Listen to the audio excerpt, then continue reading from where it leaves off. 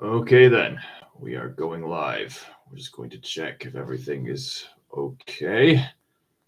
Just checking that it's actually working. Yep, it looks like it's working to me.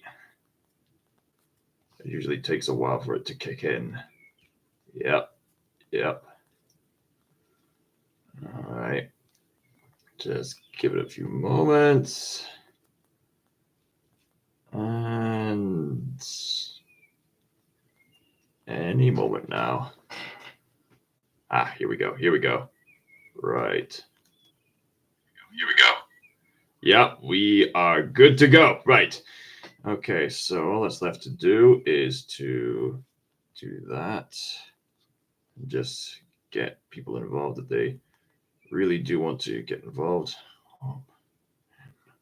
If you want to. Okay. And who else reads it?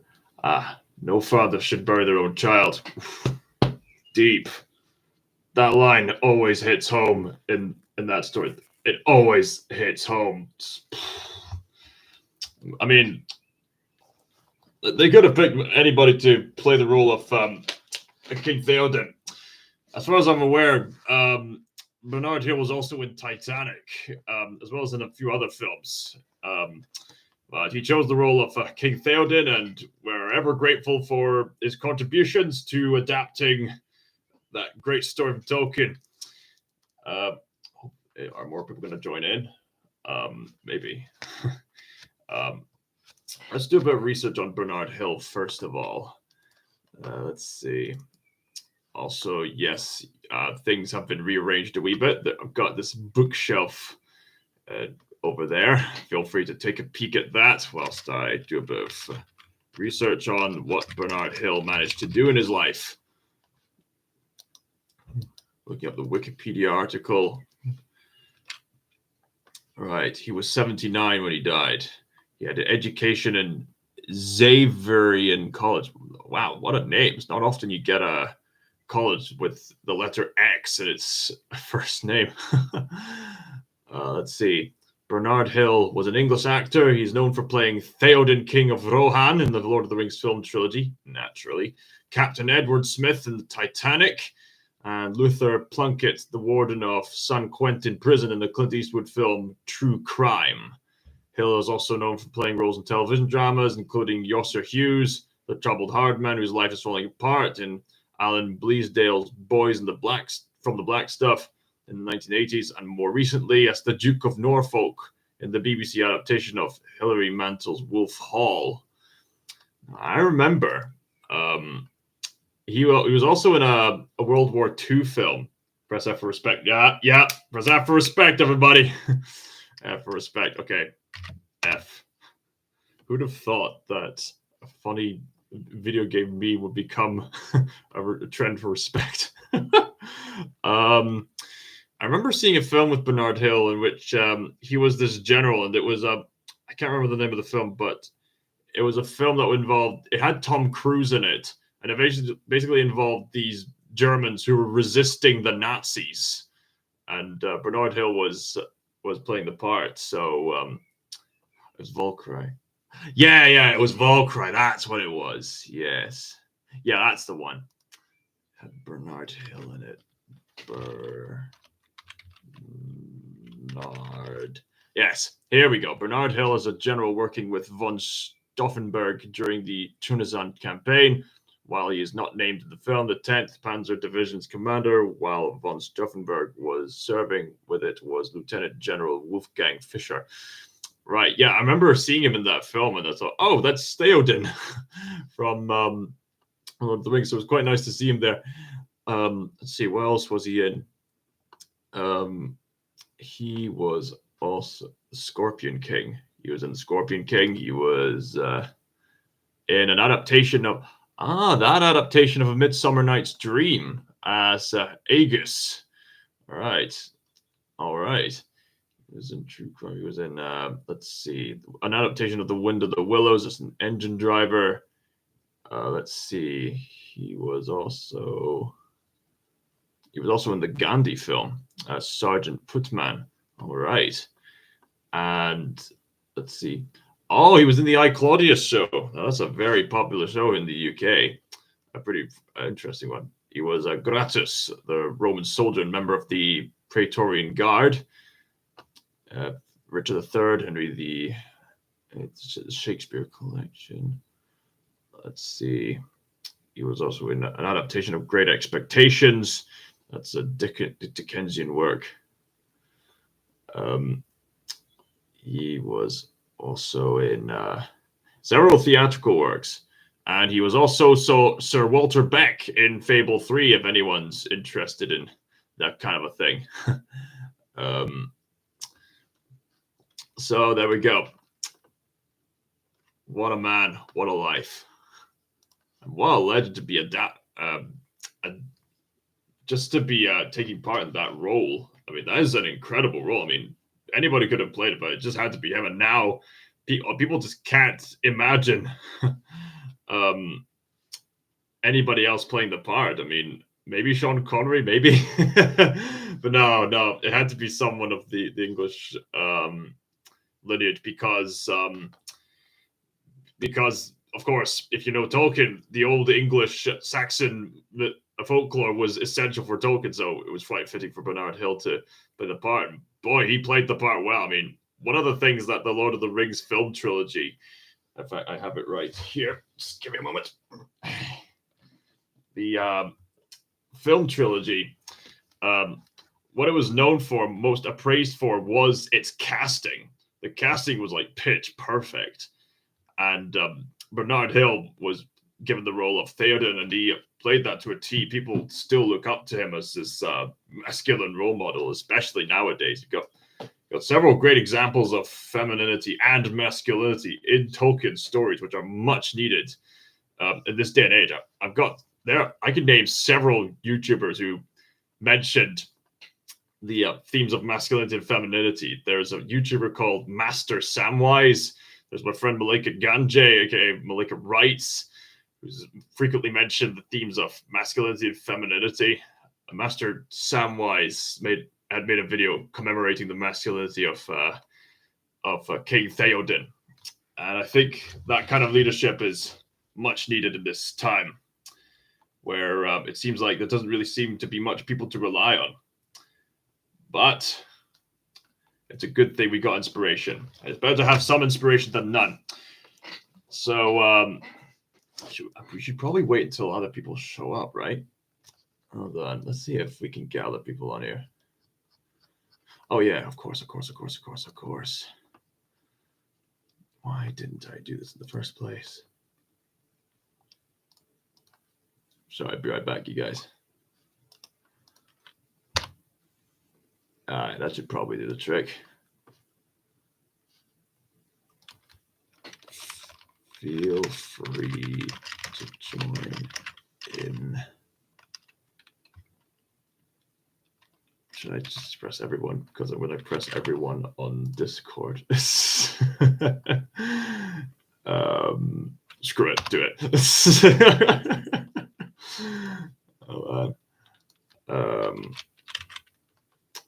And just do the same thing here. I mean, people might join, they might not. Self-promotion. Oh yeah, I might as well do the same thing here. Yeah, that would probably do the trick. Anyone else wants some? I mean, it's better to. Oh yeah, might as well. What another attempt? Let's see. I doubt this will work, but it's worth a shot. Let's see. Yep. I really should have done this before the live stream, but I'm just trying to get a lot of people because I want to do something very honorable in light of Bernard Hill's passing. Okay. All right.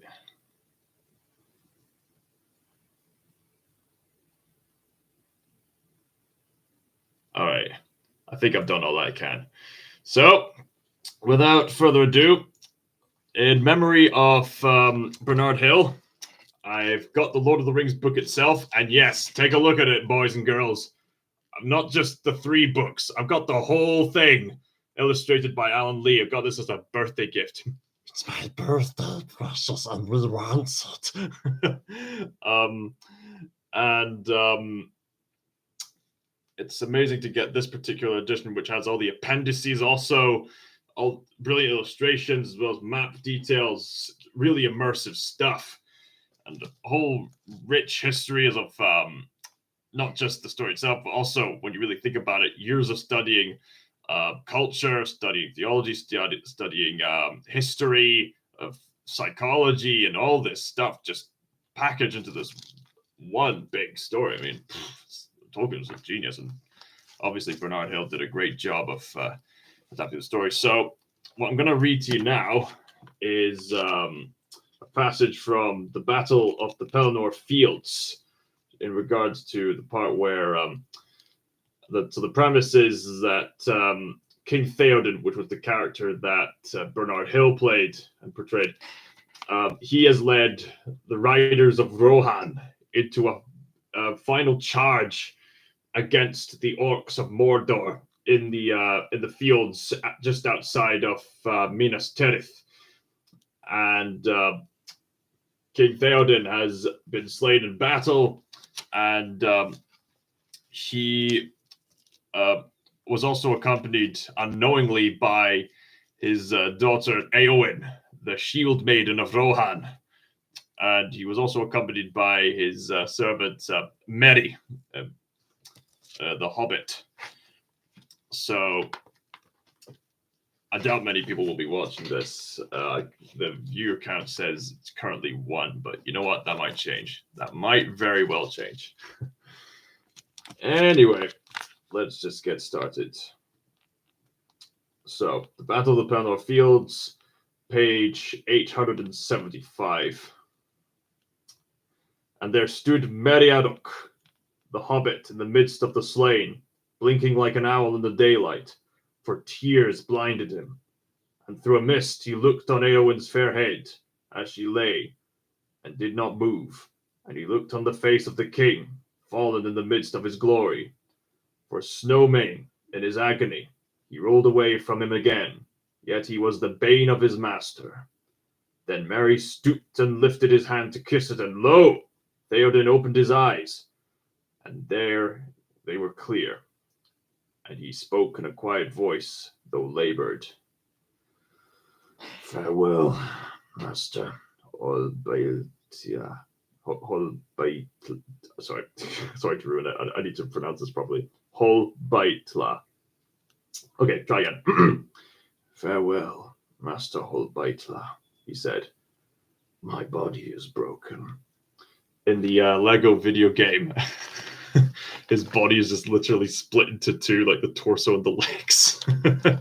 Just a little fun fact. Anyway.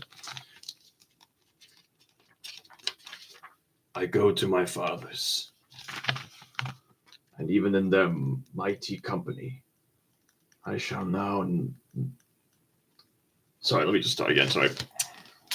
I'm probably not doing this the best of service. Let's start the whole thing again. Farewell. Nope. Farewell, Master Holbaitla, he said. My body is broken. I go on to my fathers, and even in their mighty company, I shall not now be ashamed. I felled the black serpent, a grim morn and a glad day, and a golden sunset. Merry could not speak, but wept anew. Forgive me, Lord, he said at last, if I broke your command, and yet have done no more in your service than to weep at our parting. The old king smiled. Grieve not. It is forgiven. Great heart will not be denied. Live now in blessedness. When you sit in peace with your pipe, think of me. For never now shall I sit with you in Meduseld, as I promised, or listen to your herb lore. He closed his eyes, and Merry bowed beside him. Presently he spoke again. Where is Eomer? For my eyes darken. and I would see him ere I go. He must be king after me, and I would send word to Eowyn. She would not have me leave her, and now I shall not see her again. Dearer than daughter. Lord, Lord, began Mary brokenly. She is. But at that moment there was a great clamour, and all about them horns and trumpets were blowing. Mary looked around. He had forgotten the war, and all the war beside, and many hours it seemed since the king rode to his fall, though in truth it was only a little while. But now he saw that they were in danger of being caught in the very midst of the great battle that would soon be joined. Epic stuff, am I right? I mean, I could read that again if you want me to. I'm sorry if I didn't read that in the best way possible, but hey, maybe that'll just add to the authenticity of the moment. Well, I suppose if you haven't already, you really need to check out Firecracker 44, that fire mask guy from Fall Guys. How are you? I'm making a video in commemoration of Bernard Hill, the guy who played King Theoden in the Lord of the Rings movie trilogy. This movie trilogy, which is an adaptation of this story. It's not as easy to carry this book as it looks. Yeah. Fairly tragic how that happens, and Tolkien's work is just it's just brilliantly immersive, and Bernard Hill was the right person to play that king. I mean, you've seen the movies, right? What did you think of Bernard Hill's performance as King Theoden? Feel free to let me know in the comments down below, or in the live chat, that is, unless you want to comment after live chat. This video will be added to my playlist collection of people who passed on. I've certainly commemorated other people who passed on before, like Richard Williams, who I'll mention later on, perhaps. I've commemorated like the voice actor of the Team Fortress 2 soldier, and a few other people. Gotta be honest, I saw all Lord of the Rings films in New Year's Eve 2005, and I don't remember too much. Well, can't say I blame you.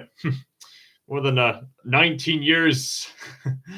And okay, let me put this in blunt words. Try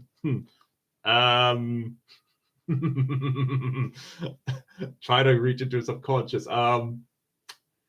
The middle-aged man who's a blondie. I'm kind of old. Blondie, or blonde, beard and mustache, kind of a chubby face, kind of rounded, but probably older than you. Yeah. Kind of rounded, but still grandiose in how he stood. Maybe I should just send links to the actual scenes. Hold on a minute.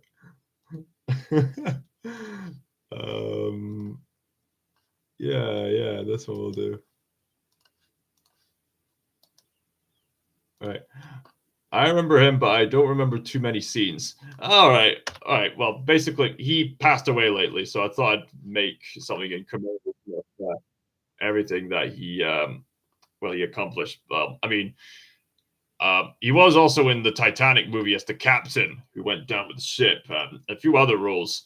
But the most notable role was King Theoden of Rohan, the King of Men in the Rohan area. Oh, yes, that's right. Yeah. You see? It's all coming back. There we go. Just checking out on okay. All right.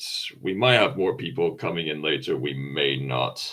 But basically, you may or may not have just seen me read the passage where he was dying. But basically, King Theoden was a character who was a trusted king of the men, but eventually he fell into darkness and lost hope, and he got manipulated by Grima Wormtongue and the fallen angel figure that was Saruman.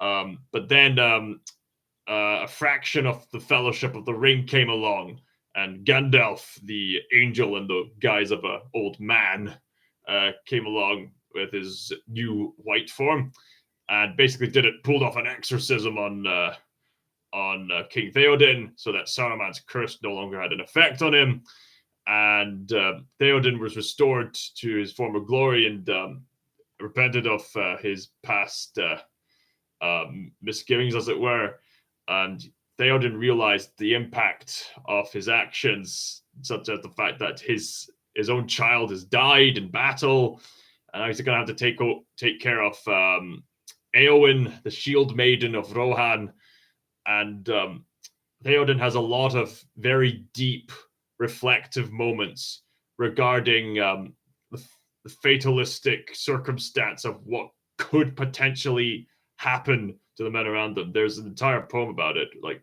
where is the rider on his horse? How did it come to this? It's like, boom, really deep, impactful stuff. And I'll go into full details about the full culture behind all this later on. So I guess this is as good as time as any now that more people are coming in. Might as well start making some book recommendations. So, of course, obviously, I would highly recommend the Lord of the Rings trilogy, as well as the Hobbit story. Well, pretty much just the entire legendarium of Tolkien's lore. I mean, there's something in it for everybody, both the casual and the academic, when it comes to this whole series. As a casual, you can enjoy the cool spectacle of this fancy world and all these different types of people and all this like supernatural stuff and this grand conflict between good and evil. But for the academically minded, there's a lot more in regards to what Tolkien himself encountered in his life, about what he experienced in World War II, about his worldview, about how hardcore of a traditionalist he was and how that affects the story he was telling, his appreciation of nature. I mean, more Lord of the Rings, Harry Potter. Lord of the Rings, easily. Yeah, there we go. Moving on. I mean, I can see the appeal of Harry Potter, but I mean, Lord of the Rings is much more consistent with its with the way its story is told, and there's a lot more thought put into the world building rather than Harry Potter. I mean, I can still see the appeal of Harry Potter. So the entirety, the legendarium of Tolkien, it's not just restricted to the Hobbit and the Lord of the Rings trilogy. I mean, I was introduced to the whole Middle Earth saga, as it were, through the graphic novel The Hobbit, which is more of an entertaining children's story. And basically, the Lord of the Rings series, Lord of the Rings trilogy, is basically a glorified sequel to the Hobbit story. And so it's interesting how if you've read The Hobbit before, you get a lot more satisfaction of getting little details in regards to, especially reading the Fellowship of the Ring. But if you haven't, then it would be interesting just to get that little bit of intrigue into this world building. So I suppose, speaking of world building, there's also another fantasy series made by Tolkien's closest friend, C.S. Lewis. C.S. Lewis wrote the Narnia series, and fun fact, I actually went to Northern Ireland, where C.S. Lewis was raised, because despite his association with England, C.S. Lewis, fun fact, was actually born in Ireland. You would never think that, given his radio recordings with a very authentic British accent. It's funny how things work with where you're born and then where you're raised up. I mean, take me, for example. I mean, I live in Inverness, but when people listen to me, they say, "Hey, you don't sound Invernessian," and they're right.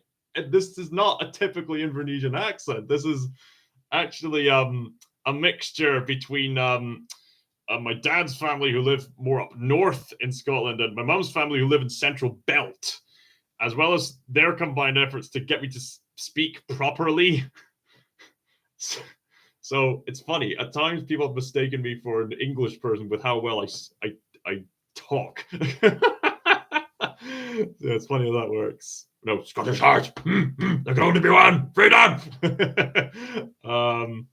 So anyway, with C.S. Lewis's Narnia series, the symbolism is, if you understand how it works, it's about as subtle as a sledgehammer to the face. But nevertheless, it's still an intriguing story because there is still this intriguing story about good conquering evil, as well as these fantastical intrigues about these adventures that these children can have, and these creative scenarios that they can get into, as well as these deep themes about logistics, as well as realizing there's probably more to us than just mere matter. In college, my friend said Lord of the represents Christianity too. Oh yeah, it does. It does. I'll get more into that later on. I was going to dedicate this entire video to not only R.I.P Bernard Hill, but also talk about something that I was meaning to say for quite a while, something regarding Acts 17. This is something that I was really wrestling in my head in regards to the foundations like fantasy. I mean, I've been looking into the history of things, and actually, as I found out, there's an entire history of fantasy storytelling which dates all the way back to the passage of Acts 17 itself. I mean, the Bible's got its fair share of that G2G family event. Later, man. All right, gotta go. Yeah, feel free to watch the rest of this video later, man. Good to catch up with you. Yeah. As I was saying, so, I mean, in recent years, I was struggling with whether that kind of fantasy genre could be permitted in many ways. But thankfully, when I was researching the scriptures, I found out it actually is. Not only is there this parable about a bramble, like a sentient bramble. There's several parables in the Old Testament which involve sentient plant life. That's fantasy in itself, because when you really break it down, fantasy just means imagination. So fantasy is not just restricted to the medieval period. It's just anything you can imagine it to be. So you have the foundation in the Christian worldview for fantastical stories, but then Paul interacts with the Athenians, and I'm just going to read to you now the Acts 17. Actually, someone's just texting me. I'll get back to that later. Paul was addressing people of other worldviews, and people who surround Paul would think, well, how do we interact with people of other worldviews? Paul said, and I quote, Paul got himself familiarized with poets of the other pagan worldviews at the time, and he actually said, yet God is actually not far from any one of us. As even your poets have said, in him we live and move and exist. It is as some of your poets have said, we too are his children. So basically, Tolkien said to C.S. Lewis that myths is basically God trying to speak to us. And given the foundation of Acts 17, Tolkien was right in regards to where he gets that idea from. According to Tolkien and the Apostle Paul, the God that they worship is trying to speak to everybody, even through the different stories that they tell. So by that logic, Paul was able to reclaim a truth about God back to the Christian worldview. And that's how the Christians have been influential over the years, from Paul all the way to Tolkien. And I've been doing some research in regards to the history of fantasy writers, and which is why I've put up fantasy-related polls on my channel. And I was pleasantly surprised to find there's an entire history of this. So we have the foundation of scripture. So later on, we have Martin Luther, the Reformer, who was very fond of this particular kind of fiction. If I can find it, where did I put it? Where was it? Where did I put it? Here it is. Yep. You like my new bookshelf? Yeah, it'll come in handy later on. Aesop's Fables. Martin Luther, the reformer, was very fond of Aesop's fables. Even though there's stuff in it that would represent like the Greek deities, Martin Luther, the reformer, was nevertheless, very fascinated by Aesop's fables, and Martin Luther decided to reclaim those stories, just like what Paul did with the Greek mythos, and use the fables for moral education. So it's thanks to Aesop as well as Martin Luther that there's a popularization of stories like The Tortoise and the Hare, The Boy Who Cried Wolf, and other stories that basically involve talking animals and Grim Reaper and deities and like so on and so forth. It's for moral education. So you have that, and then years later, the brothers Grimm, who were themselves Lutheran, did their research on German folklore, and they compiled everything they found in the Grimm's fairy tales. And of course, this would have a big impact on the fantasy genre. And if you look into the Grimm's fairy tales book, there's actually some very overt Christian-themed fairy tales in the Grimm's collection. There's a story about a peasant who goes to heaven, and he's asking, well, why aren't people playing music for me? And then he's assured, look, you are just as welcome as any other person who comes here. No doubt, if the Brothers Grimm were being very consistent with their Lutheran beliefs, then they would have reclaimed what was in the fairy tales and bring back the positive supernatural stuff back to the God that they worship. So Apostle Paul, Martin Luther, Brothers Grimm, and then the writers of the Arthurian legends.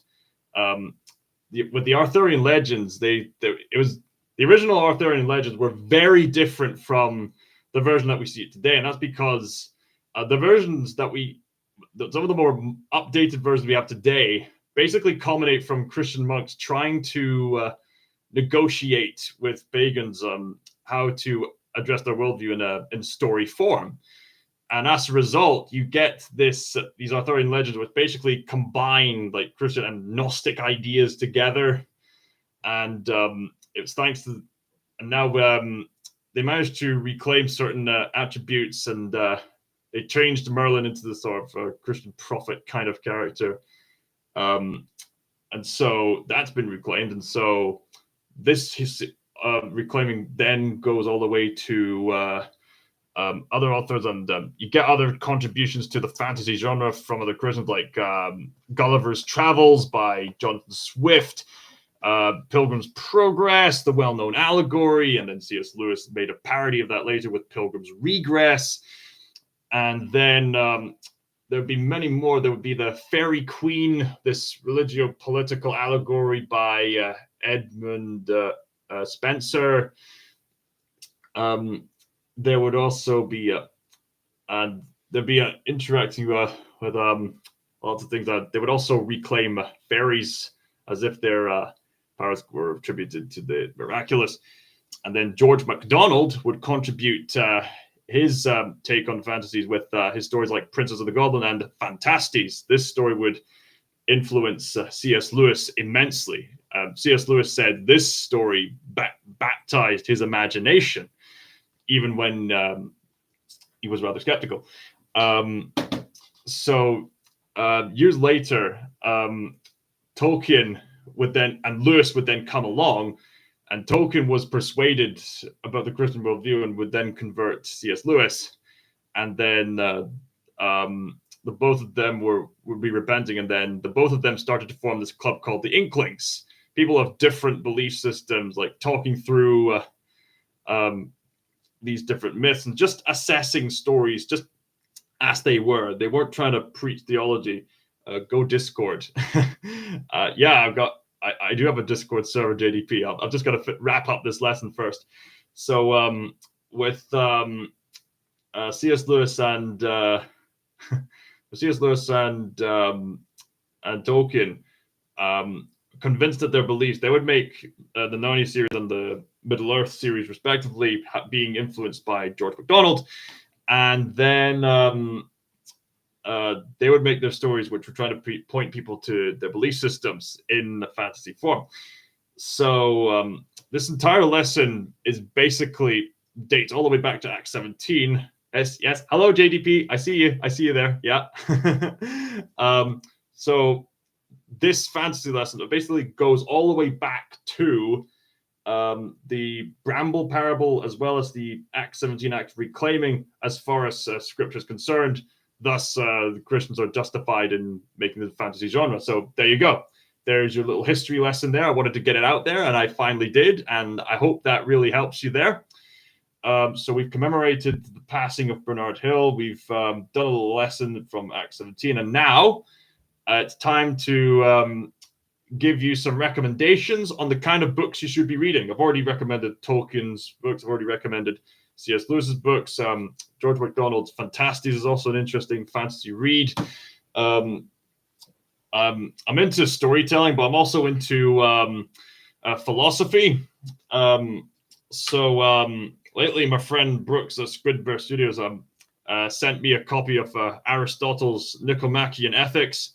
It's a great book to gain insight into how the ancient Greeks would have perceived justice at the time, and would no doubt have been essential for the way that Western thinking was done and how it's influenced people over time with the years.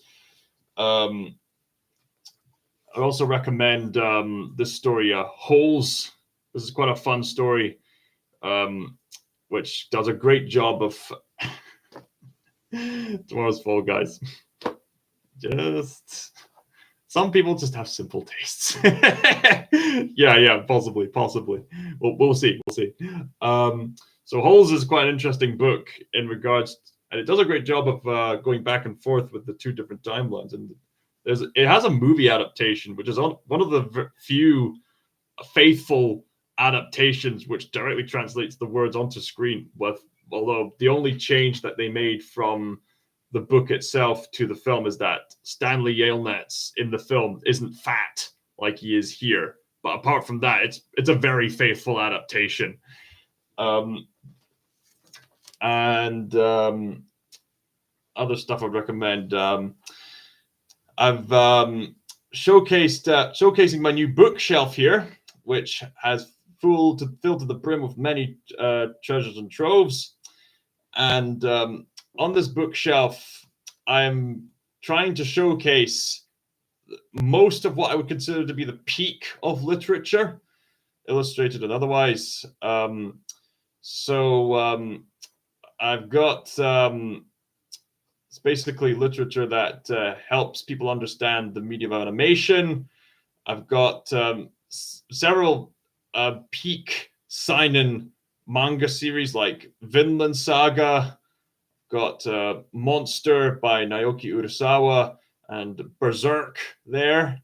I've got several great lessons of animation like the Prince of Egypt concept arts book.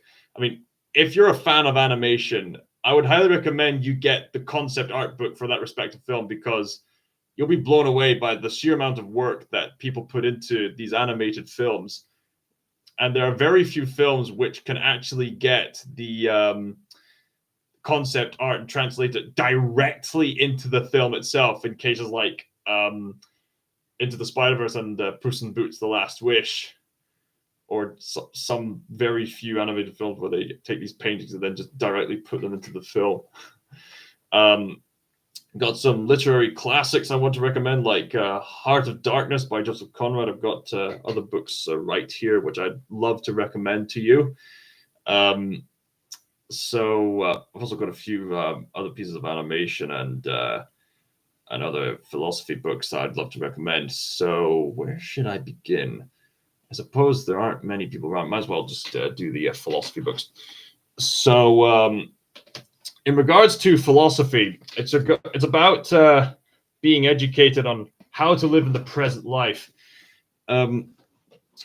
because it's one thing to have a worldview on how things work, but it's another thing to have your worldview challenged and then trying to come up with the most comprehensible method of living life in the way it was intended. So let's see, where did I put it? Here it is. Yep. Okay. So for this reason, if you're going to read philosophy, I would recommend reading up on existential philosophy, or at the very least, read stuff by the existential thinkers. So I'll start off with recommending Soren Kierkegaard. He's the author of like Works of Love, also the Sickness unto Death, Fear and Trembling, and other such works. Soren Kierkegaard, alongside Fyodor Dostoevsky and Friedrich Nietzsche, these guys were existential thinkers. In fact, Soren Kierkegaard and Friedrich Nietzsche and two others were the founding fathers of this type of thinking that is called existential philosophy. What is existentialism? It's essentially a line of philosophy which tries to challenge the reader or viewer, whatever, into thinking how you should be living this life in light of all these overwhelmingly big topics. So existentialism covers the fact that you're here, you're alive, and everyone's going to die at some point. And people tend to make things worse by living in this hedonistic denial rather than taking on the challenges head on, rather than actually confronting yourself and actually taking a leap of faith of some kind to address your core issues and to become a better person. Those are the kind of issues that the existentialist thinkers cover. So, I mean, I recommend you read all of them because it's really going to open up your mind to the consistent thinking of particular worldviews. So with Soren Kierkegaard, he was a Danish philosopher, and I've talked about him before in... Where did I bring it with me? I don't think it did. Shoot, did I lose it? Oh, no, wait, it's right here. I talked about Soren Kierkegaard before when I was discussing the film The Seventh Seal. The Seventh Seal, I would say, is the perfect film adaptation of this line of philosophy which Soren Kierkegaard called the Night of Faith. Now, I don't think it was Bergman's intention to depict that, but that philosophy is there, whether it was intended or not. And basically, Soren Kierkegaard's entire philosophy covers multiple aspects. Like, if I were to break down everything Kierkegaard taught, which really challenged me at first, but until I took a leap, and that really helped me with my mental suffering I was suffering from.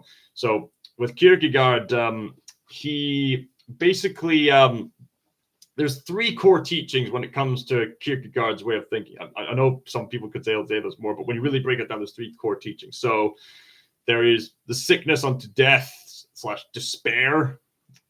Well, I suppose you could call it despair, or as he calls it in his book, Sickness Unto Death. There's the leap of faith and the night of faith. So I suppose the night of faith and the leap of faith are kind of one of the same thing, but I suppose it's a process when it comes to the leap of faith. So Soren Kierkegaard tries to tell people are in despair, and the entirety of life is a form of despair in and of itself. People despair in various ways. The despair of not just their suffering, but also their ways of denying that suffering, as well as delving into some other kinds of things. Are you looking to study theology, philosophy, or just a casual philosophical discussion enjoyer? I guess both, Evan Prince. I guess both. I will admit, I haven't studied a course in regards to philosophy and theology. This is all just stuff I'm doing in my spare time. But I was raised in a way in which I was denied important information from the society I grew up with, which really frustrates me. But for the past decade or so, I've been introduced to all these like apologetics, theology, and philosophy, and I thought, well, why not tell others about it? I mean, my close friends and I online discuss it all the time, so why not just spread it to other people? Because there are people out there who are suffering from a lack of information, and information is power, and I'm here to empower you. So anyway, with Søren Kierkegaard, The Seventh Seal, this is a brilliant film adaptation of Kierkegaard's philosophy. There's a despair, and the despair from despair from suffering, and also denying the suffering, and despair of trying to get things right. So what is the solution? According to Kierkegaard, the solution is to take a leap of faith. Now, I mean, hearing the concept of a leap of faith, it's nothing new. I mean, we've all heard it at some point. Just believe, just believe. Oh, just believe with all your heart. Like, it's a lesson like almost every Disney movie. Like it's nothing new, but the way Søren Kierkegaard describes a leap of faith, it will terrify you to your core. Kierkegaard basically says this leap of faith goes beyond your capacity to reason. Like, and it has to be like based on a subjective experience. When I first heard that, I thought, that is the most crazy thing I've ever heard in my life. What right-thinking man would ever take a leap of faith just based on subjective feeling? You've got to base everything on objective fact. The trouble is, that kind of thinking led me to mental insanity and struggling with legalism. And with just discussing with other friends, I suddenly realized the virtue of actually taking the leap of faith. Was it scary? Yes. Was it worth it? Oh, absolutely. Because the thing is, people are scared of taking the leap of faith because they're scared of the potential for heartbreak. They're scared of the potential of getting something wrong. They're scared. But if you take the leap of faith, then you won't have to worry about those things. You can just enjoy being in relationships again, because relationship is ultimately what everything boils down to, as I learned the hard way. Another existentialist philosopher that I would recommend people look into is Friedrich Nietzsche. Me and my friend Brooks Gallinghouse at Gay Squid Bear have been talking a lot about Friedrich Nietzsche. He was a secular philosopher who's had quite a big impact on the culture. In fact, if you're familiar with the culture, you'll recognize Nietzsche's philosophy and stuff like the Alien franchise, in Berserk. You'll see it in Attack on Titan, and various other things. Basically, Nietzsche was heavily critiquing how ignorant society could be, and as well as was being consistent about the implications of a society that has lost all trace of aspiring for divine attributes and divine virtues. Because as time went on, people thought, oh, we don't really need these divine virtues, and we could just live our own lives. So, but then Nietzsche gave out a consistent philosophy, and what people don't understand about Nietzsche is that when Nietzsche said, God is dead and we have killed him, he didn't say that in celebration. He was saying that as a warning. So Nietzsche was describing, I suppose, Kierkegaard in despair, but in a different sense, that people tend to delve into hedonistic pleasure and as a way of escaping the harshness of life. But Nietzsche was a man who buys into what you would call life affirmation. People often confuse Nietzsche with Schopenhauer. Schopenhauer was much more of a nihilist than Nietzsche was. Even I had to be corrected that Nietzsche was actually quite the optimist, in that Nietzsche actually refused to give into the Schopenhauer way, and Nietzsche concluded, well, let's be our own gods. He was heavily inspired by the story of Zarathustra, in which we could be our own gods, and we can face the hardships of life head on, even if everything's very bleak and meaningless. I mean, everything's still absurd, but Nietzsche was being consistent with the logical implications of that kind of nihilistic outcome.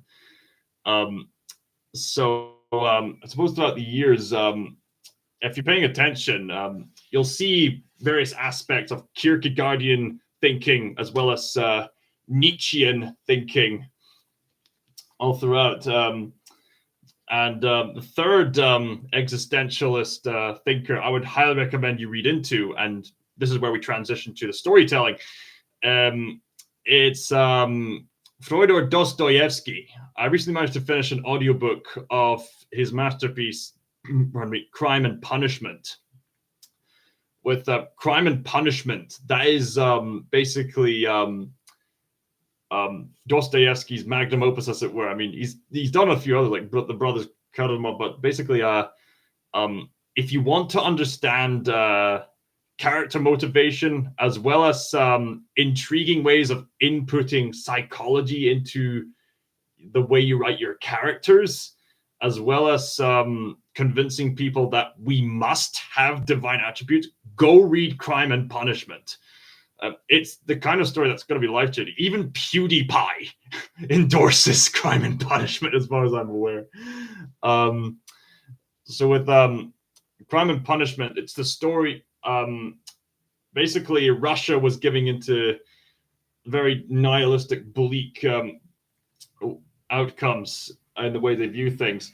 And Dostoevsky challenged that by saying, okay, what happens if you're consistent with this nihilistic way of thinking? No innate value of human life. What would happen? So in this story, in Crime and Punishment, a young man by the name of Raskolnikov, I think his name was Raskolnikov. Hold on, give me a moment. Crime and Punishment. I'm pretty sure it was Raskolnikov. Yes, it was the Raskolnikov. Yes. A young man by the name of Raskolnikov is in a very poor condition. His sister is trying to get married off, but is also struggling with that. He's struggling to financially support his family. His family can be a bit of a pain to him sometimes. And there's this lady in charge of where he's staying, who can be very cranky and kind of rude, and it's really irritating Raskolnikov until he begins to overhear these sort of bleak nihilistic worldviews of having no innate value in humanity, that sometimes people should be disposed of for the greater good. The greater good. That's a little Hot Fuzz reference there. So by the end of Act 1, and spoiler alert, Raskolnikov follows that implication of no innate worth in human beings, and some human beings should be disposed of for the greater good, takes it to its logical conclusion, and kills off that cranky old housekeeper, and kills her off with an axe. And psychologically speaking, you'll notice there's a very distinct difference between Raskolnikov before doing the crime and after doing the crime. So Act 1 of the story is the crime. The other acts of the story and the other 5 parts, if you'd say, that's the punishment.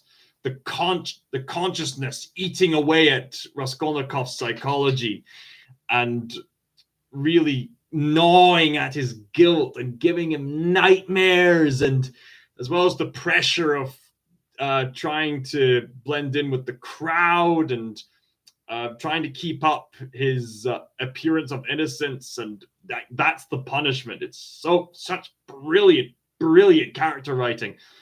And through that kind of storytelling, Dostoevsky brings people through an immense psychological journey to essentially conclude why we as a society need to have divine attributes. We need to have divine virtues, because we do have innate worth and virtue. We do have this innate goodness, this innate, I mean, we're prone to doing evil, of course, but we have this innate worth in us that goes beyond mere matter. And I also have several books which would challenge materialistic assumptions. Be right back. Let's see, where did I keep them? Yes. Here it is. So there's books by scholars like Gary Habermas, J.P. Moreland, as well as this book here called More Than Matter by Keith Ward. This book delves into this line of thinking. Basically, this kind of book basically endorses this kind of philosophy, which is called like mind-body dualism. People keep making these assumptions in regards to the body and the mind, that people keep thinking that hardcore fatalistic deterministic materialism will solve everything, but it doesn't. A deterministic materialism cannot empirically measure several things. Deterministic materialism cannot empirically measure metaphysical truths like there are minds other than my own. It cannot measure moral truths or any kind of moral ought. It cannot measure aesthetic judgments like what is beautiful, what is ugly. Like at best, you could psychologically train people to seek patterns that we would call beauty, but what kind of patterns would we desire? I mean, there's some patterns that we could repeat that would lead to ugliness, and other patterns that would lead to beautifulness. And sometimes maybe the ugly is more beneficial to survival. So what gives? So empirical deterministic materialism cannot measure aesthetic judgments. It cannot measure meaning. It cannot measure self. It, funnily enough, cannot measure time. It cannot measure mathematics. Like, what is the number 4 made of? Is it made of wood? Is it made of like, was it true that that before there was life, there was several like more than one planet, or that like before there were human beings, that there was one event that kickstarted the universe, that there was more than 2 planets. See, those kind of mathematics, they cannot be empirically measured. All these metaphysical truths that I've mentioned, they're presupposed in advance in order to preach deterministic materialism. But deterministic materialism doesn't really work in the long run, because it can't give accountability for free will. So if deterministic materialism is true, then you can't really keep anyone accountable, because they're just going with the flow of the DNA.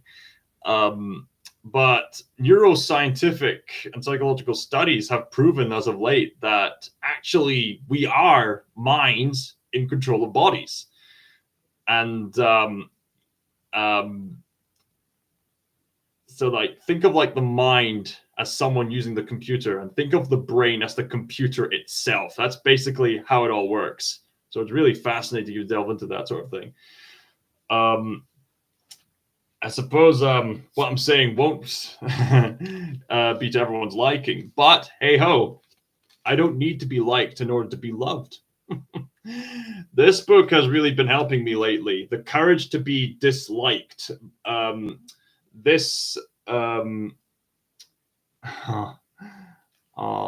friend just commented, "I know your face, Eowyn." Oh, rest in peace, Bernard Hill. Bless. So, The Courage to Be Disliked. This book delves into Adlerian psychology. People are familiar with Sigmund Freud and Carl Jung, but there was a third psychoanalyst giant that people often overlook, Adler. Basically, if you're ever worried about not being liked by people, this book can really help you, because this book essentially says that all of our deepest problems tend to be interpersonal ones. The reason why people suffer from characteristic setbacks is because, according to this book, people deliberately create their own problems so that they won't have to face the things that they fear. So, for example, a girl will purposefully blush so as not to risk the potential of heartbreak, or someone will come up with the problem of being lonely by themselves, so that they won't have to bother taking the step to take the chance to meet new friends or stuff like that. If you're someone who's been going through heartbreak of any kind through life, or someone who's very scared of what the public would perceive of you and stuff like that, this book's a game changer. And if you ever get the chance to read it, please do. It's actually a fairly easy read. It's actually displayed in a script-like manner. So it's not so much someone describing it to you. It's more like a dialogue between a youth and a philosopher. And even the philosopher himself acknowledges that deterministic outcome is very unhealthy.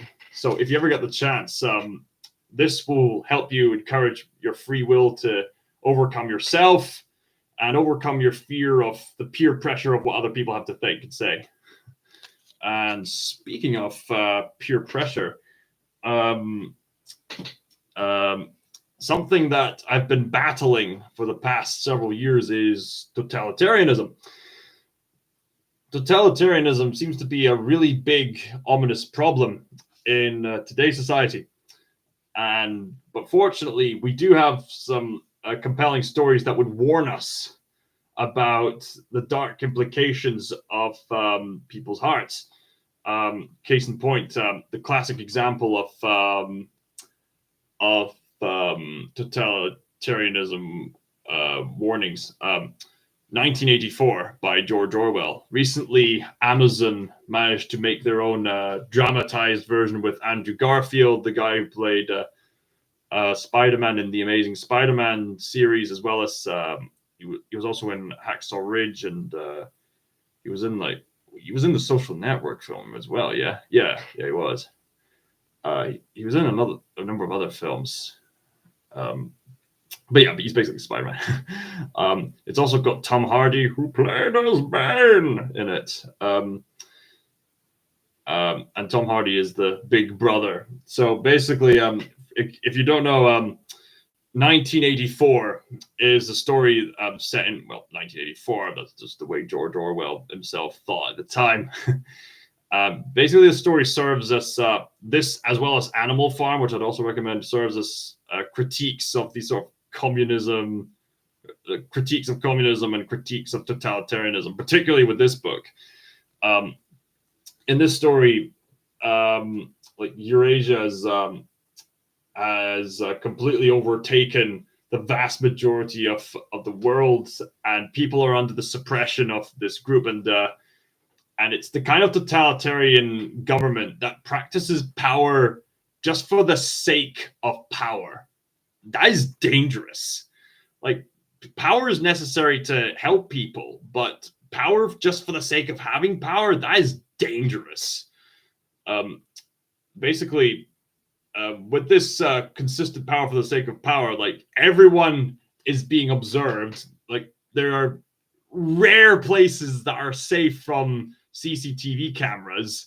Everyone's got 24/7 surveillance. Everyone's being spied on. And it says in the book, like, every book has been rewritten, every painting repainted. So basically, they're eradicating history to suit their own ends. Like, they don't want to tell you the truth. They just want to do whatever is convenient for them, to the point where there's this very famous scene in the story where the main characters are going under torture therapy, and the people torturing him want to convince him that 2 + 2 = 5. Now, of course, you and I will just sit back and say, well, that's clearly nonsense. We all know 2 + 2 = 4. But here's the thing. It's a totalitarian government. They want to control you. And so, they want to distort mathematics, not because it makes sense, but because they want to control you. If they can control the way you think, then that's more power for them.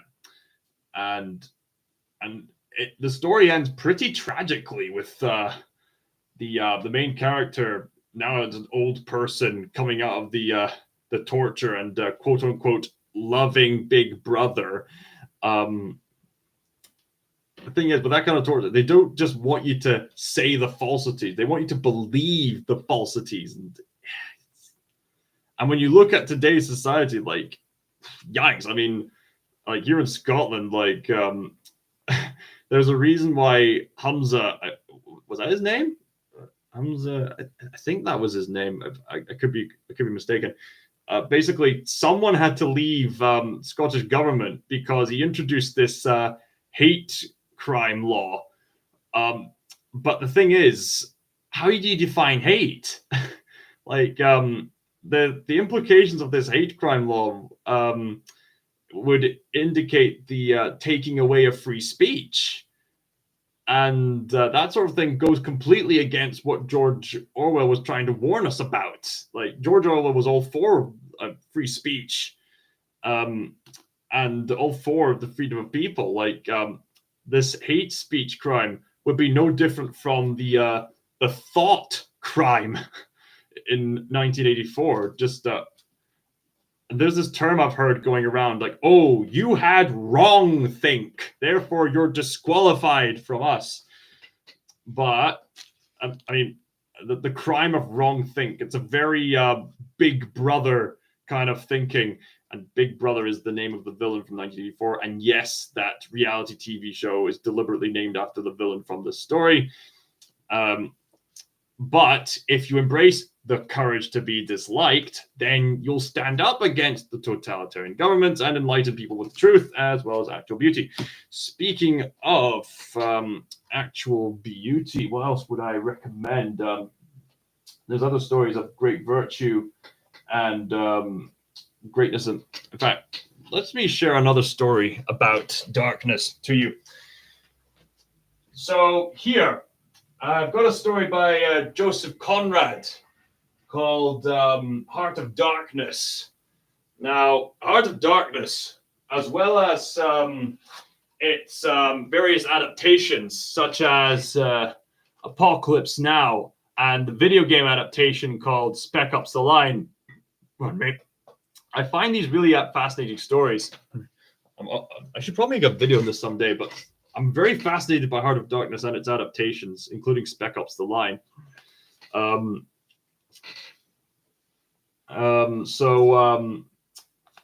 find it interesting because all these stories basically tell the exact same story, but they play off the strengths of their respective genres. So Heart of Darkness takes advantage of the fact that it's all worded text and uses words to psychologically describe the circumstance. Apocalypse Now does that visually. Spec Ops: The Line does it interactively, and interactivity plays a key part in video games as an art form. And yes, I do think video games can actually be a work of art if given the time and opportunity. I mean, if you're paying attention, there's plenty of heroic symbolism in the Halo series in regards to comparing it to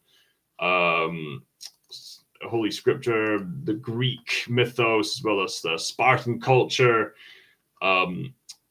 There's, I suppose, Ori and the Blind Forest. The word name Ori may or may not be like the Hebrew name for light.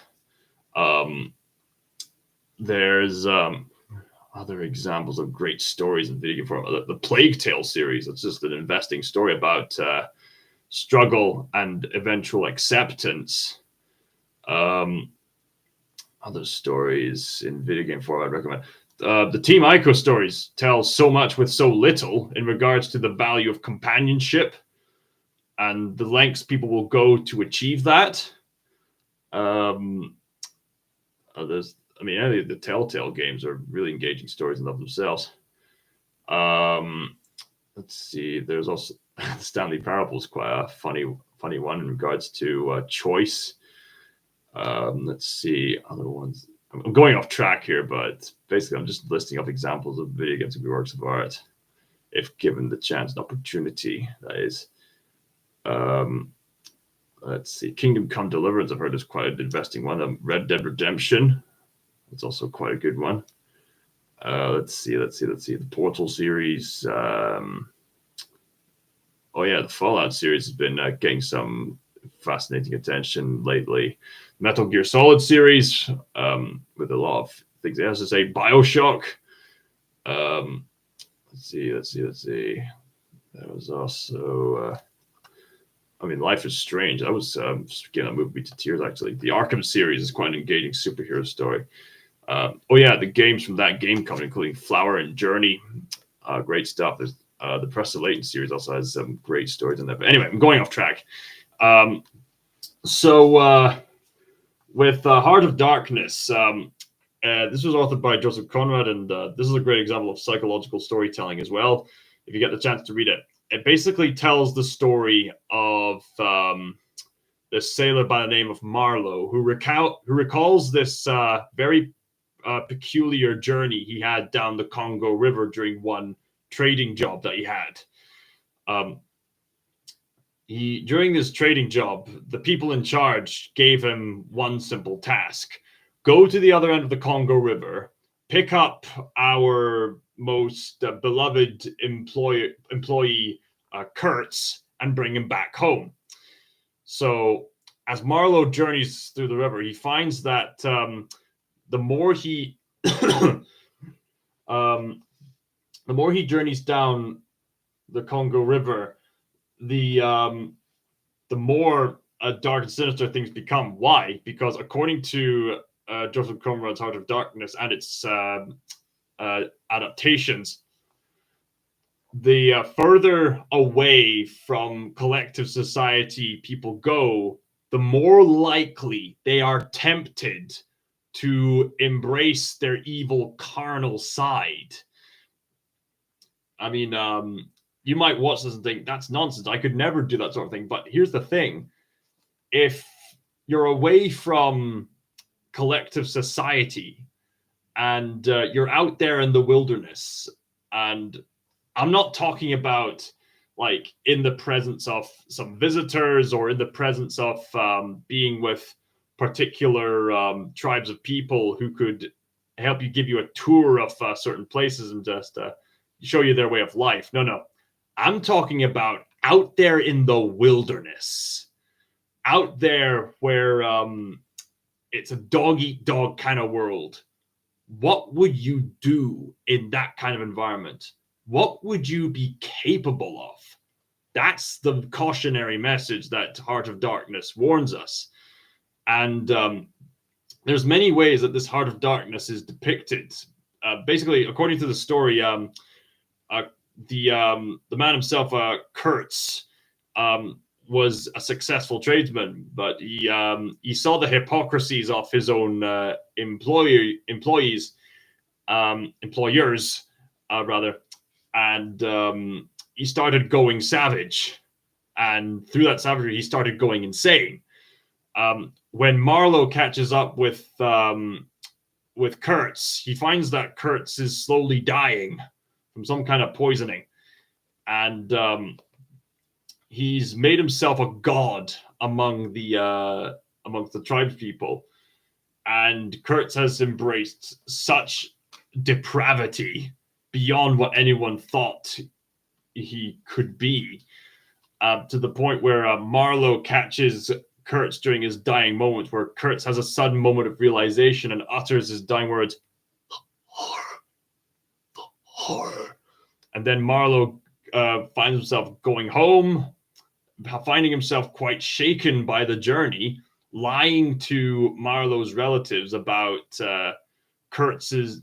Marlowe lies to Kurtz's family about Kurtz's final condition to try to uphold his reputation, as it were.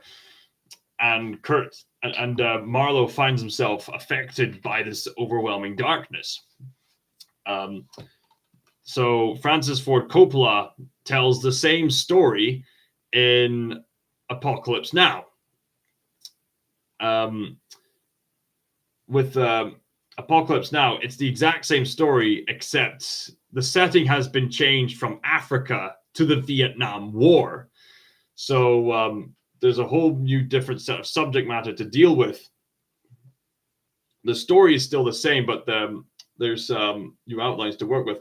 And there's a few changes, but it's essentially the same story. It uses imagery to strike home with the message. And in this film version of the story, Kurtz, who is now a colonel, doesn't really get poisoned per se, and physically speaking, but he is a target for assassination. And Captain Willard, who's the main character, has been sent to kill him off. And the ending's still more or less the same, with Kurtz saying the horror. And it's become a really impactful film because of that. And then you have Spec Ops: The Line. Now, there's a good reason why people are still talking about Spec Ops: The Line to this day.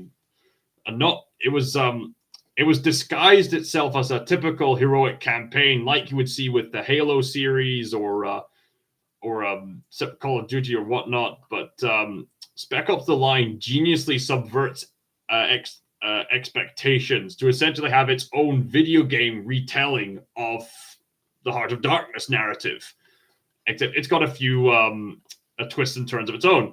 So in the original Heart of Darkness story, the darkness is that place in the wilderness that's far away from society. In Apocalypse Now, that darkness is I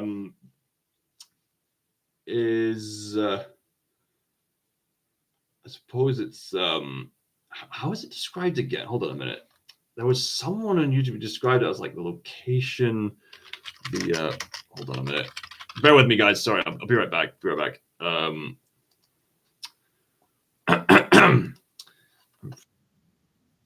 Of it. Let's see. Where was it?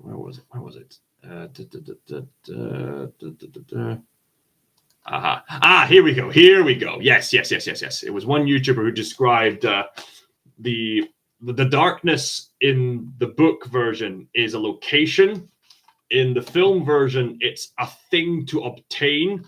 In Spec Ops: The Line, it's essentially a state of mind. In other words, the game geniusly uses interactivity to indicate that the darkness in the Spec Ops: The Line story is the player character himself. So the player character is both the Willard character and the Kurtz character simultaneously, which is kind of funny if you really think about it, because there's a separate Kurtz representative in that game, and it brilliantly subverts your expectations. So both these stories, the Heart of Darkness narrative and 1984 are both great stories in regards to giving us a cautionary tale of the darkness that humanity is capable of if we don't keep humanity accountable. Because not only are people suffering from lack of information. Hey, Tekken Combat. Hey. And yes, I am doing amazing. Thank you very much. So not only are people suffering from a lack of information, they're also suffering from not acknowledging the darkness that their heart is capable of. But if we face that, if we acknowledge this, if we keep people accountable, as well as acknowledge the potential for darkness that our own hearts are capable of, we'll all be self-accountable, and then life will be much better. So that's why I recommend these particular stories. So let's get to something really fun. Let's recommend seinen manga. Hooray! Don't we love seinen manga, gentlemen? All right, so we've got several people here, so let's bring out the seinen manga stories. Vinland Saga. I've got Vagabond through there. I should probably bring that through by. We've got Monster. Do you like my new bookshelf, by the way? I've organized it here because bookshelves make people look smarter. And let's see, Berserk. Yes. All right. You know what? Maybe I should just bring Vagabond for the sake of it. Be right back, guys. Feel free to admire the bookshelf while I'm away.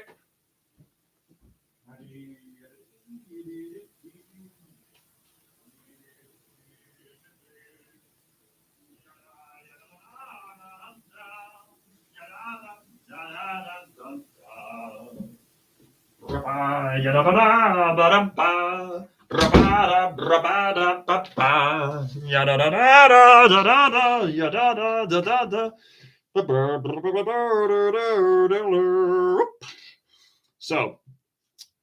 what's so great about seinen manga? Most of us here have read manga stories, right? Those Japanese comic books where you have to read it backwards because that's the way their culture works. You might have read My Hero Academia here and there, or Dragon Ball, or you might have read various other things. What kind of manga would you have likely read? Demon Slayer. Demon Slayer, that's another good one.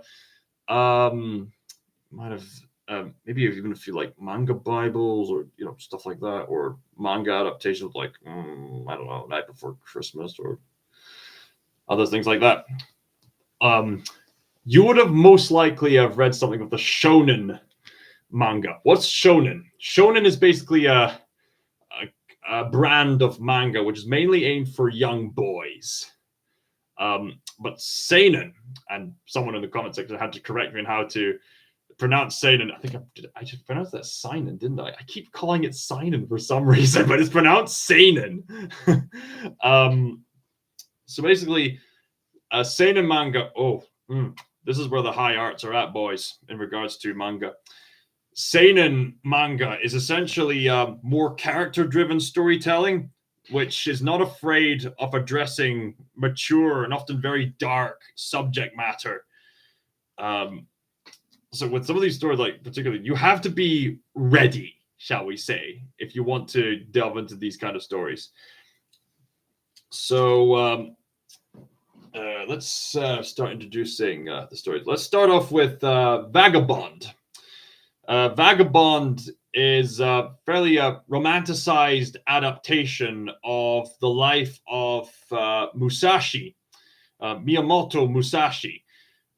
If you don't know that name, this is the author of the Book of Five Rings, this classic book of strategy, which essentially informs the reader about how a samurai ought to think and how to use a sword in battle. It's very similar to Sun Tzu's Art of War book. Basically, Miyamoto is the author of the Book of Five Rings, and this is this manga series is a romanticized adaptation of his life. So basically, in the story, Miyamoto starts off as the sort of young, sort of roguish person who's lives by the sword, and he wants to be someone invincible under the sun, but he's pretty self-absorbed, pretty self-obsessed, and he has a sort of survival of the fittest mentality where he doesn't really welcome much people into his world, and it's made him fairly lonely. He gets confronted by a monk about it, and he's humbled about regarding the bleak conclusion of his radical fighter mindset. But the monk confronts him on that. Miyamoto begins to repent, and he's renamed Miyamoto, and he dedicates his time to do more training, even though he is naturally talented with the way of the wooden sword. And it's essentially one big self-improvement story. Notice that's a common theme throughout seinen genre, and that kind of theme of self-improvement seems to be very inspirational for a lot of people, and it's really touched the hearts of a lot of people too. So Vagabond is one of them, a recommended read. But I will note there's a very harsh subject matter in these books, so you have to be ready. Might as well introduce what should I do? Monster? Might as well just do Monster. Here's a series I don't think I've really brought up yet, aside from this one pull I made on my YouTube channel. Monster by Naoki Urasawa. For those of you who taught me closely, I may or may not have brought up this series before, but I have the full collection, I've read the full story, and I have seen the full anime adaptation. And thankfully, the anime adaptation is one of those few adaptations that is extremely faithful to the source material. I mean, a lot of anime is faithful to the source material, really, but this one more so. I think there might be a few additional scenes, even if I'm not mistaken. So the premise of Naoki Urasawa's Monster is that it's set during the late 20th century Germany. And it tells the story of a talented Japanese neurosurgeon, Dr. Kenzo Tenma, who is living the high life as a successful neurosurgeon in the medical field in Germany. Unfortunately, the inner politics of his medical job is really pressurizing him to the point where he's questioning the moral obligations of his higher ups. And then one day, Dr. Kenzo Tenma finds himself in the circumstance that no one in his professional field would ever want to find himself in. The choice on who to save. So, right as the mayor of the small town is needing his heart operated, simultaneously, there's also a young boy with a bullet wound to his head who is very near close to death. And Kenzo Tenma, the doctor, only has time to save one. Because he is so frustrated with the immoral politics of the hospital job, he could have easily have just picked the saving the mayor, but he decides to save the boy because he's fed up with the immoral practices. And Kenzo Tenma, despite his harsh choice, values that all lives should be saved, no matter what their worldview may be. He is very much an egalitarianist in the purest form. So he saves the boy, and he knew he'd be scolded for not saving the mayor, but he accepts the consequences. And sometime later, he eventually gets back to his reputation as a medical helper, albeit at a lower status. But something dreadful happens.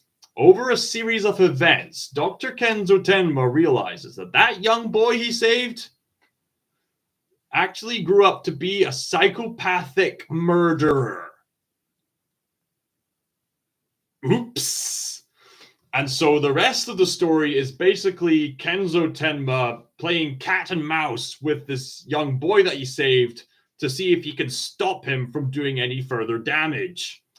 And it's a brilliant investing story. So how would I compare this to existential thinking? So if Berserk is Nietzschean, then Vinland Saga is probably Kierkegaardian, maybe? And Monster is definitely very much in the Dostoevsky kind of storytelling. I've seen some online articles compare Monster with Crime and Punishment, with how well it delves into psychological storytelling, and how it also concludes that divine virtues are necessary to survive and to keep society stable. It's a brilliant story. It's a brilliant story. It's got some great morals, and the villain of the series, Johann Liebert, is one of the most well-written villain characters in all anime and manga. I've described this to my friend Malika. I've also described the story to my sister, and they were pretty intrigued by the sound of this story. There's the Johann Liebert's a really menacing character, and Johann Liebert may not have the kind of immense power like, say, Thanos does, but Johann Liebert's mind is so prone to manipulation, as well as such a dangerous twisting of people's motivations, that you can see why Johann Liebert earns the titular monster title, there's an entire brilliant scene where Johann Liebert confronts a detective who's chasing after him, and he basically motivates him to leave no traces. And the way he does so, he appears nice and warm and at first, but then the conversation goes on, and Johann Liebert constantly gaslights him and misleads him and leads him up to a certain place, to the point where Johann Liebert eventually exploits something that he learned from what information he gathered, and uses that information to exploit the detective's vulnerabilities to the point where he motivates him to commit suicide. Wow. In fact, Johann Liebert is such a monster that both the manga as well as the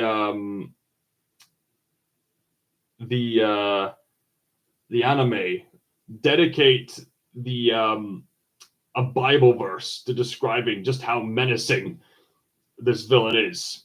And this Bible verse happens to be Revelation 13 verses 1 to 4 from the Revelation of St. John the Divine, 13, 1 to 4. Yeah. Pretty amazing story if you get the chance to read it. So next on my recommendations, you'll recognize this story because I've made several videos on this by now. Vinland Saga. Vinland Saga is this historical epic series, which is a very romanticized take on history, but is a strangely accurate depiction of history. Because if you're actually familiar with the way ancient history is documented, much of it does, or at least some of ancient history does require some romanticization of the past, simply because people couldn't really find the original documented records of what would really happen. So they would have to rely on the stories that cultures brought down on them. But with that said, I mean, there's still truth in that. You just have to know where to look and just be discerning and careful. With the Vinland Saga, there are a few mythologized characters, like with Ashenlad, and it is a very romanticized, fairly exaggerated version of the story, but nevertheless, it's still a really intriguing story. It tells the story of young Thorfinn here, and he grows up hearing of stories of a faraway place called Vinland, which we now know as America. Back then, we won't really say this now, but back then, because of how vast America was, people who found America, the Vikings who found America at the time, saw America, or as they called it, Vinland, as a place where there were no wars and no slaves. And where they live, they're plagued by politics that revolve around war and slaves. And it's pretty much a living hell for these people, except for the few safe havens that they can find. Thorfinn grows up hearing those kinds of stories, and he also happens to be the son of a former Viking warrior by the name of Thors, who was a warrior, but then decided to quit because he began to see worth in other people's lives and was getting sick and tired of the repetition of war. To the point where there's this really brilliant part in the story, which I want to show you if I can find it. Let's see, where is it? Let's give me a moment. Also, the order of events can vary depending on whether you read the manga or the anime. With the manga, it gets right into the action of the present conflict, and then has a flashback explaining how this happened. Whereas in the anime, it pretty much tells almost all of it in chronological order. Let's see, where is it? Aha, yes, here we go. This is one of the best scenes. So I'll show you. So basically, Thor's is called back to a battle. Thorfinn delves into his father's treasure trove and finds 2 short swords, but then his father comes in and takes the swords and has to tell Thorfinn off for using the swords. And Thor's basically asks Thorfinn, "What are you going to use those swords for?" Thorfinn asks, "Enemies." And Thor asks back, "Enemies? Who are they?" And Thorfinn tries to suggest, well, the people who might. He tries saying like the people who might have threatened Thor's, but eventually Thor's has to tell Thorfinn, "You have no enemies. No one has any enemies. You have no enemies. There is no one that in the entire world that you should hurt." And this is really deep and impactful. And this specific part really echoes throughout the entire story. In fact, the first arc of the story, when you really break it down, is just 3 characters, including Thorfinn, trying to comprehend this peace-loving worldview that Thor's decided to take. And it's pretty thought-provoking stuff. I mean, the first arc is more of a shonen kind of story, but the rest of the arcs are very, very seinen. I suppose this was already seinen enough.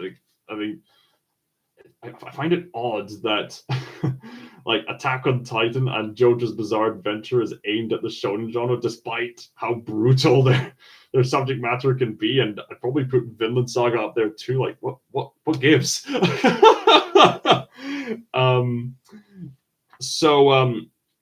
Basically, as they go along, Thorfinn joins Thor's on his journey across the ocean, and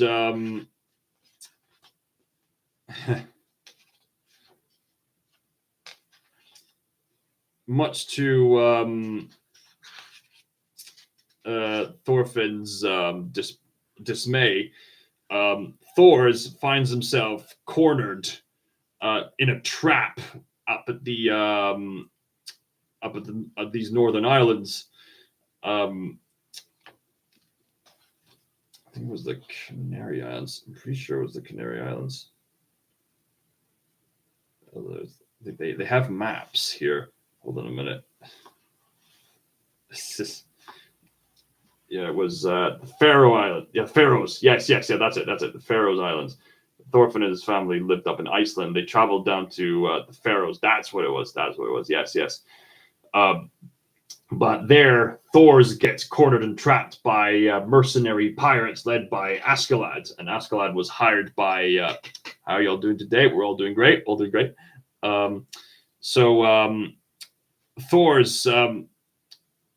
basically, Thor's former comrade, Floki, didn't take a liking to Thor's abandoning his position as a warrior. So Floki hired Askeladd to eliminate Thor's. And to make a long story short, Askeladd traps Thor's. They fight. And Thor's goes out the peaceful way, and Thor's ends up getting killed by Askeladd and his men, which leaves Thorfinn in an enraged state of mind, where now Thorfinn vows to avenge his father, even though his own dad warned him that you have no enemies. But Thorfinn is so enraged and so motivated for family honor that he goes out of his way to try to have a duel with Askeladd to avenge his father. So Askeladd uses that to his advantage to manipulate Thorfinn to be his assassin. So basically saying, okay, I'll get you to, I'll have a duel with you, but in order to earn the right to do a duel, you have to do this and that. You have to kill these people. And though Thorfinn gets carried away with all that to the point where Thorfinn becomes a complete hypocrite and ends up killing more people, arguably killing a lot of people, more so than the one person Askeladd killed. And basically, there's many plot twists and turns. Vinland Saga, it starts off as a Viking revenge story, like you would see with the Northman, that film that was made by the direct Roger Eggers, who made the Lighthouse film, and some other Viking stories. A lot of Viking stories were centered on revenge, but there's a plot twist that happens by the fourth book in this collection, in which all that pursuit of revenge was for nothing. And then the rest of the series is basically Thorfinn trying to comprehend that there's more to life than mere vengeance, and that we could aspire to make peace with the people we would call enemies, because I have no enemies. And Thorfinn finds redemption arc through that. And that phrase, I have no enemies, has become a major trend on TikTok and on other forms of social media, and rightly so. It's really transformed people's way of thinking towards each other, and even scripture itself would adhere to that kind of saying by saying that we fight not against flesh and blood, but against ideologues and other kinds of spiritual fortresses.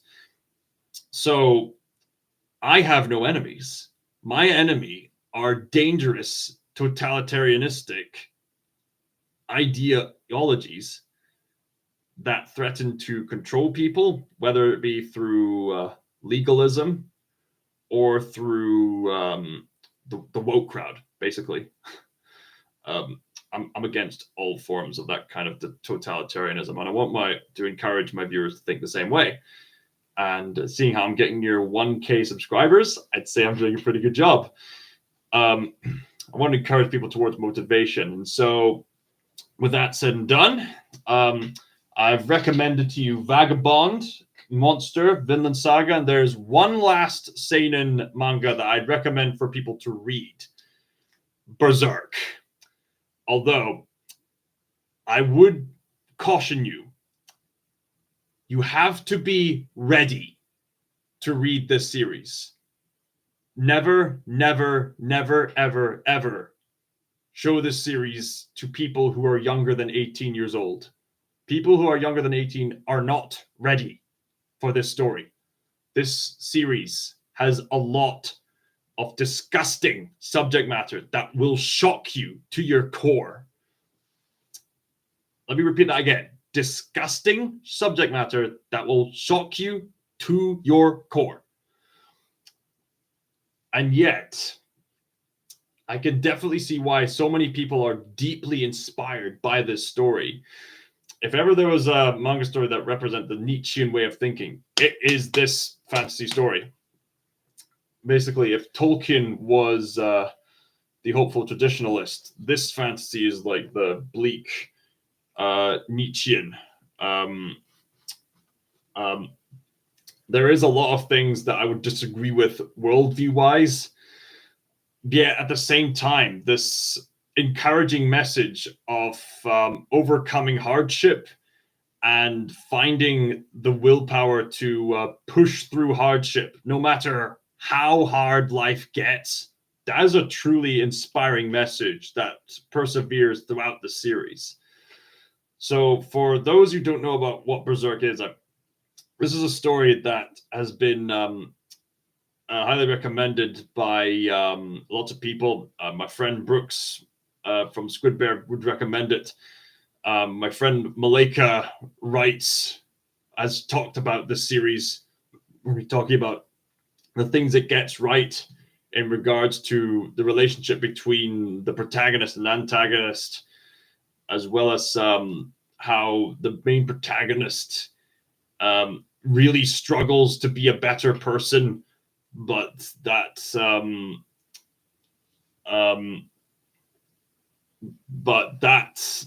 those trials and tribulations eventually are eventually worth it to see the beauty on the other side of it. And that beauty is becoming a better person, as well as the strength and courage of having overcome these overwhelming horrors.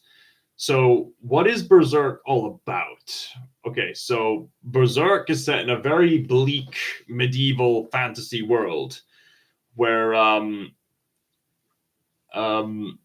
it's set in a place called Midland, and we are introduced to this young man by the name of Guts.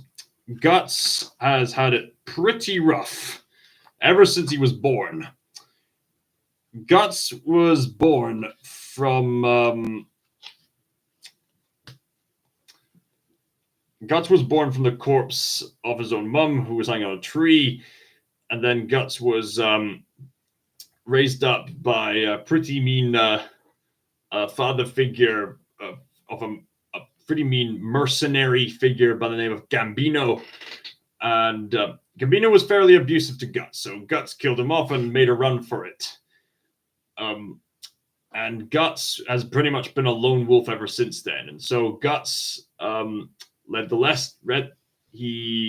rest of his life as a lone mercenary man who managed to overcome very strong opponents for pay. And this catches the attention of the Band of the Hawk, led by a charismatic, very effeminate-looking man by the name of Griffith.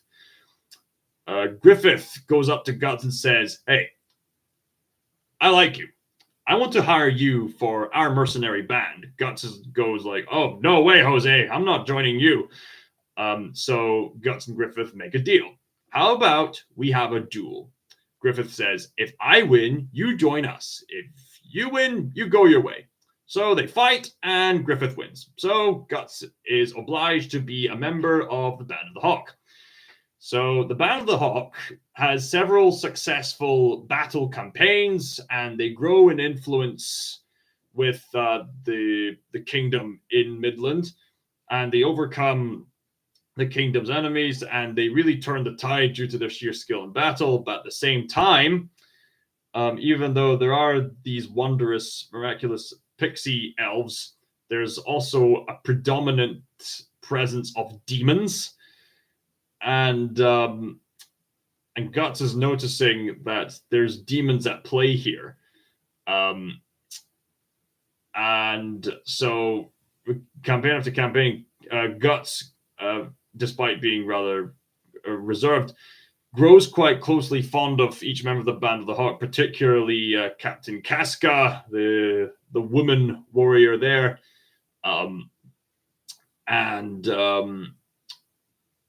Throughout the series, eventually Griffith grows in influence, and Griffith gets himself into trouble due to how influential he's getting. He almost gets assassinated, but his demonic amulet saves him. So he gets Guts to do a job for him, in which Guts has to do something that he would deeply regret later to try just to cover for Griffith.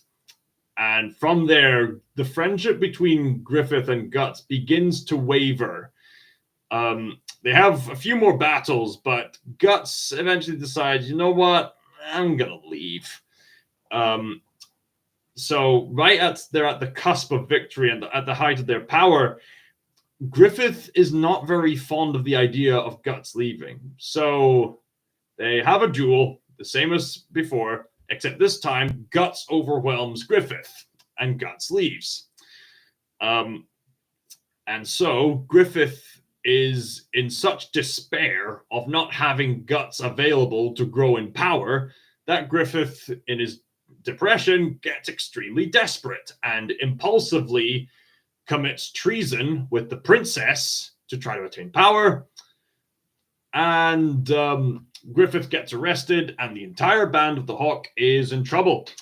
And Griffith gets placed into a prison where he gets ruthlessly tortured for plenty of years. Well, a very long period of time, as far as I can recall. And Guts gets reunited with the Band of the Hawk, and Casca and Guts get romantically intimate with each other. And the Band of the Hawk decide they're going to rescue Griffith. And so, to make a long story short, they do so. But Griffith has been tortured beyond repair at this point. And now Griffith gets so desperate that Griffith uses the demonic amulet that he has at a very specific time to summon this demonic group who call themselves the God Hand.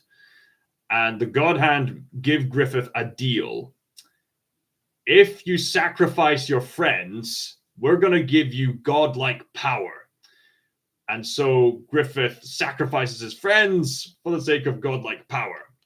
And thus, Griffith establishes himself as one of the biggest traitors in all fiction and initiates an event that is extremely traumatizing and so disgusting. I am not going to explain all the details here, but to make a long story short, Guts and his friends get traumatized, to say the least, and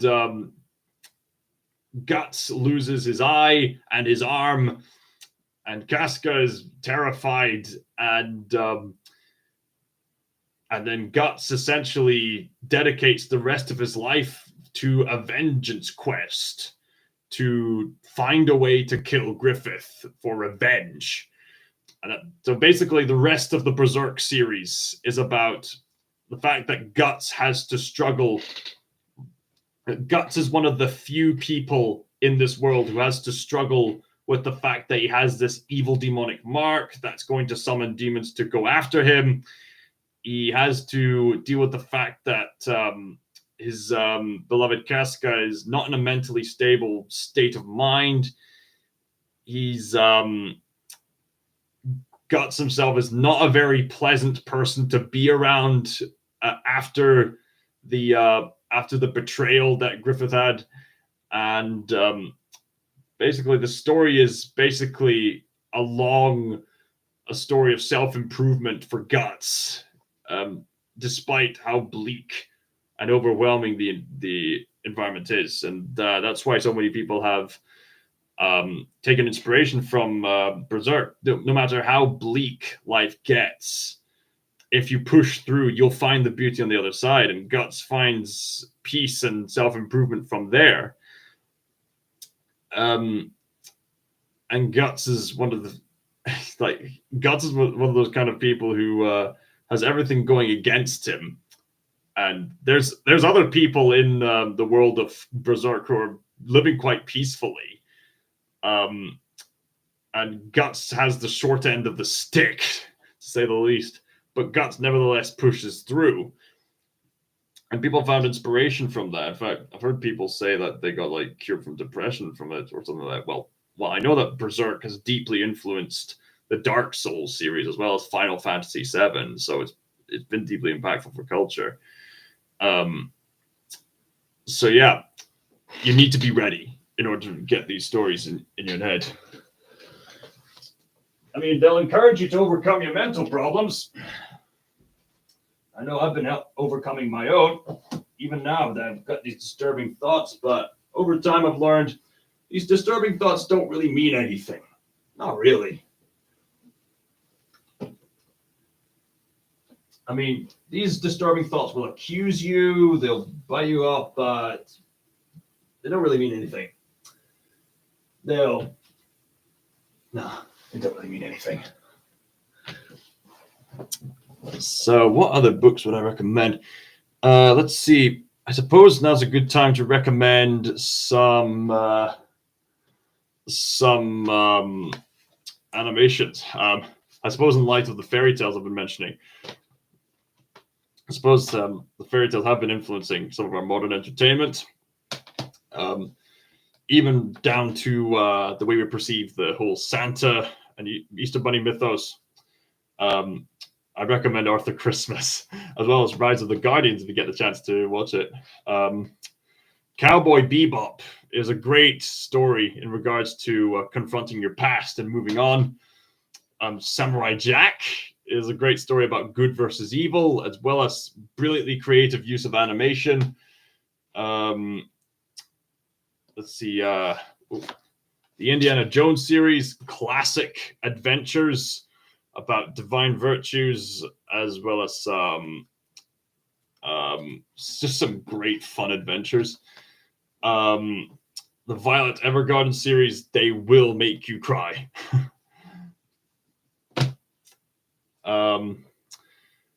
So what else would I recommend? I suppose, what else would I recommend? I mean, that's all I wanted to mention in the full length of this video. Oh, I know what else I would recommend. There's this one book that I've found quite inspirational lately. It's this book by Hayao Miyazaki, Shuna's Journey. I got this as a birthday gift from a high school friend of mine. And it's translated by Alex Dudok DeWitt, who directed a Studio Ghibli film called The Red Turtle, one of those few collaborations between Japanese and European animation. That was one of the first few films I actually reviewed on this channel, and I really respect The Red Turtle, as well as many of Miyazaki's other movies. This is one of those fascinating books where it's both a picture book as well as well, I suppose it's a picture book like any children's book, really. But this one's quite fascinating. The fact that I suppose it's one of those picture books, but it's aimed towards older people. So it's the predominant pictures, but you'll see text on it and describing the story, and there is some comic book aspects to it in certain ways. It's really fascinating, imaginative read that delves into the kind of themes that Hayao Miyazaki would often delve into in regards to his love for nature, the necessity for human love, how humans can live with nature, and how they could possibly combine technology with nature. Despite Miyazaki's critiques of Lord of the Rings, Miyazaki does have many, many, many similarities with Tolkien in regards to the subject matter that he goes into, the value of tradition, the love of nature. I even covered this in the previous video that I made in regards to what Miyazaki had to say about Tolkien stories. And then I encouraged my friend Malika Ganja, aka Malika Wrights, to do the same thing. She made her own video about it, so that's pretty neat. What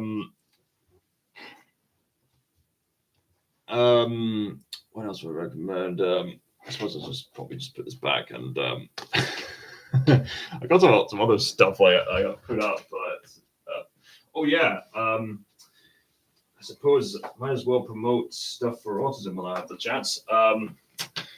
There's this channel I recommend called Alex Laurie Talks About Autism. This is a man who's gone through autism, and it's interesting to read his experiences on it and how he's raising awareness of this.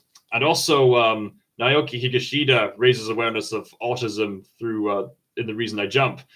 I actually took part in a outdoor theater adaptation of The Reason I Jump in Glasgow years ago. And that was really fun to do. I really treasure that. I really do. So if you're going to get the chance, these two books will really open your eyes to how autistic people think. And you know what? Just for the fun of it, let's go through our polls. It's just so enough of the recommendations. We're just going to acknowledge that we are very close to 1K subscribers. Yes! I've come so far. And I've overcome so much. Man, oh man. Oh man. As of right now, the number of subscribers on this channel is 995. So we are this close to getting 1K subscribers. I started all the way back in 24th of August 2017. So 7 years. Well, I mean, not exactly 7 years because it's not really August yet. May, June, July, August, like 3 months from now, it's going to be like a full 7 years. So this is more like a 6 years and 9 months, give or take. And it's taken all this time to get this close to get to 1K subscribers. Oh man. And to think other YouTubers just get 1K in like in a matter of days. It's just it happens, but hey ho, sometimes you just gotta claw your way up, I guess. And I'm grateful that you've all subscribed to this channel, this particular channel.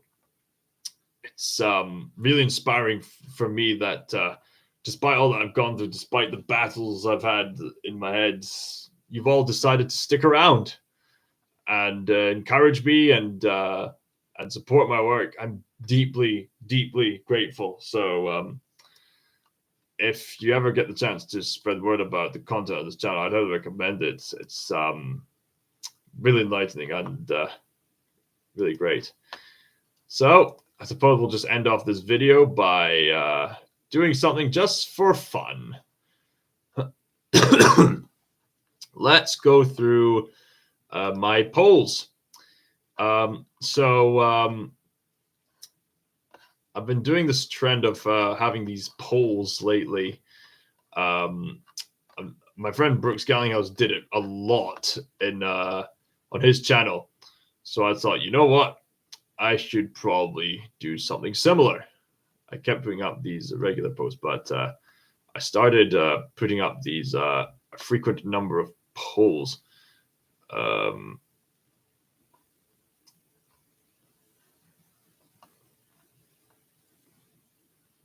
trying to figure out where it's where it all started. Let's see. It mainly started. It started off with 2 months ago where I asked, what is your favorite Batman Arkham video game? 14% of you picked Arkham Asylum, 29% of you picked City, and 57% of you picked Arkham Knight, which is surprising to me because Arkham City's the best game. And yes, I've been really enjoying my live streams of Arkham Knight, but even I can't deny that the Batmobile segments can get pretty repetitive and frustrating at times.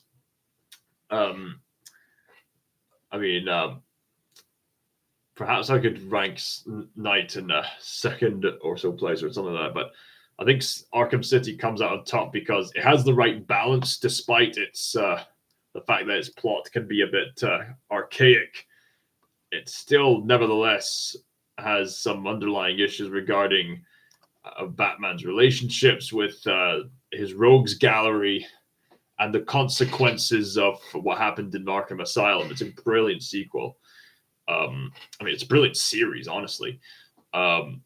So this poll where I asked who would win, Batman, Bruce Wayne, or John Wick, Baba Yaga. And 63% of you picked Batman, 38% of you picked John Wick.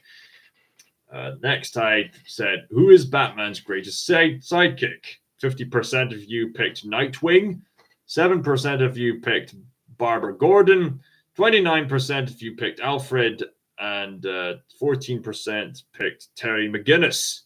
Now, these estimates are fairly approximate, but most people prefer Nightwing, which is interesting because I guess he was the first Robin, and he eventually became his own hero with Nightwing, just to show how advanced he got. I guess I can understand that concept. I then asked, out of the characters mentioned here, who is the best male role model? I put up Aragorn, Batman, Joshua Graham, Optimus Prime, and Master Chief. 62% of you picked Aragorn, 8% of you picked Batman, and 15% of you chose Joshua, and 50% chose Optimus Prime. So Optimus Prime And Joshua were joint second. Batman was third. And the vast majority of you picked Aragorn as the best male role model. And indeed, Aragorn is the definitive masculine role model, if you ask me. He's gentle to those he loves, yet ferocious to his enemies. That's the kind of man we should aspire to be, gentlemen. Then I asked, who's the best mother figure? 35% of you picked Galadriel. So Galadriel wins. 15% of you picked Ellen Ripley. 30% picked Sarah Connor. So Sarah Connor is second in this one. And 10% of you picked Mrs. Brisby from Secret of Nim, as well as Maria von Trapp from The Sound of Music. Who is the best Kung Fu Panda villain? Now, this one surprised me. I would have thought that people would have picked Lord Shen as the top vote. I would have thought, but apparently most of you, the 40 votes, like most of you picked Tai Lung instead of Lord Shen, which is weird because I consider Lord Shen to be the better written and better executed villain in the whole Kung Fu Panda series. So that's a bit weird to me, and I've still yet to hear a defense for Tai Lung, but a commenter named Random Iron Warrior said Shen because he was what all the others were, refined into the most menacing villain the Kung Fu Panda series ever had. He was not a magician, he was a swordman with knowledge. That's what makes him the best villain. So I've still yet to hear a defense for Tai Lung in that regard. Acme Wazzy says, hello, how are you? I'm doing well, thank you very much. I was just doing a 2-hour-long live stream commemorating Bernard Hill, the man who portrayed King Theoden. I was talking about philosophy, I was recommending a lot of books, as well as acknowledging that I'm getting your 1K subscribers. And now, just for the fun of it, I'm just going through the polls that all of you have taken part with. There's one poll I asked, I'm glad hopefully you're doing well, Acme Wazzy. One poll I asked, best female character, 93 votes were put in. 2% of you picked Éowyn, 2% of you picked Belle in any version of Beauty and the Beast. 5% chose insert Studio Ghibli lady here because they tend to be very good, well-written, strong female characters. Hua Mulan, 6%, and the vast majority of you picked Violet Evergarden. Now, a pattern I'm beginning to notice is that I may have influenced the bias of the people voting because I'm one of the few YouTubers who frequently talks about Violet Evergarden, as well as other franchises. So the fact that people gravitated towards my channel from that subject matter may have likely influenced those votes. Thank you, likewise. Excellent. You're welcome, Acme Wazzy. We're welcome. I'm viewing your comments through my phone here as I'm watching the polls. Maybe I should have looked at the polls on my phone instead. Whatever.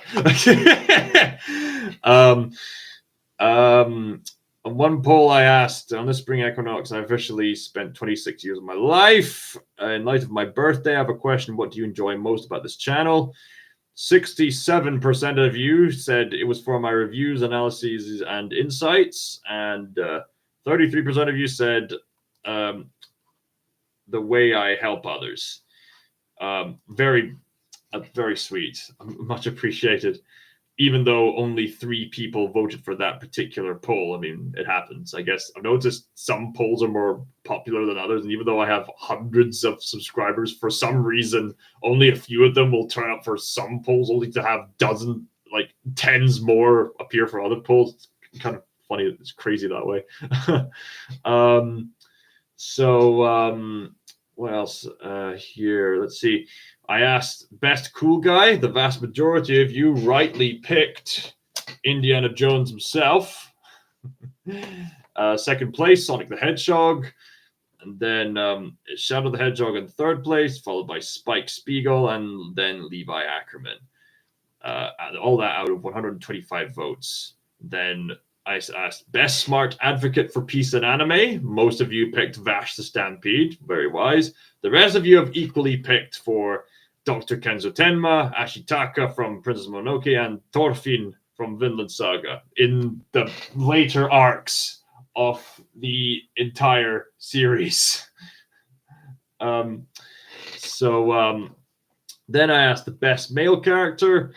Out of the options I gave you, most of you picked Samurai Jack by 86%, followed by Solid Snake being second, Samwise Gamgee being third, Thorfinn being fourth, and then Indiana Jones being last. Interesting.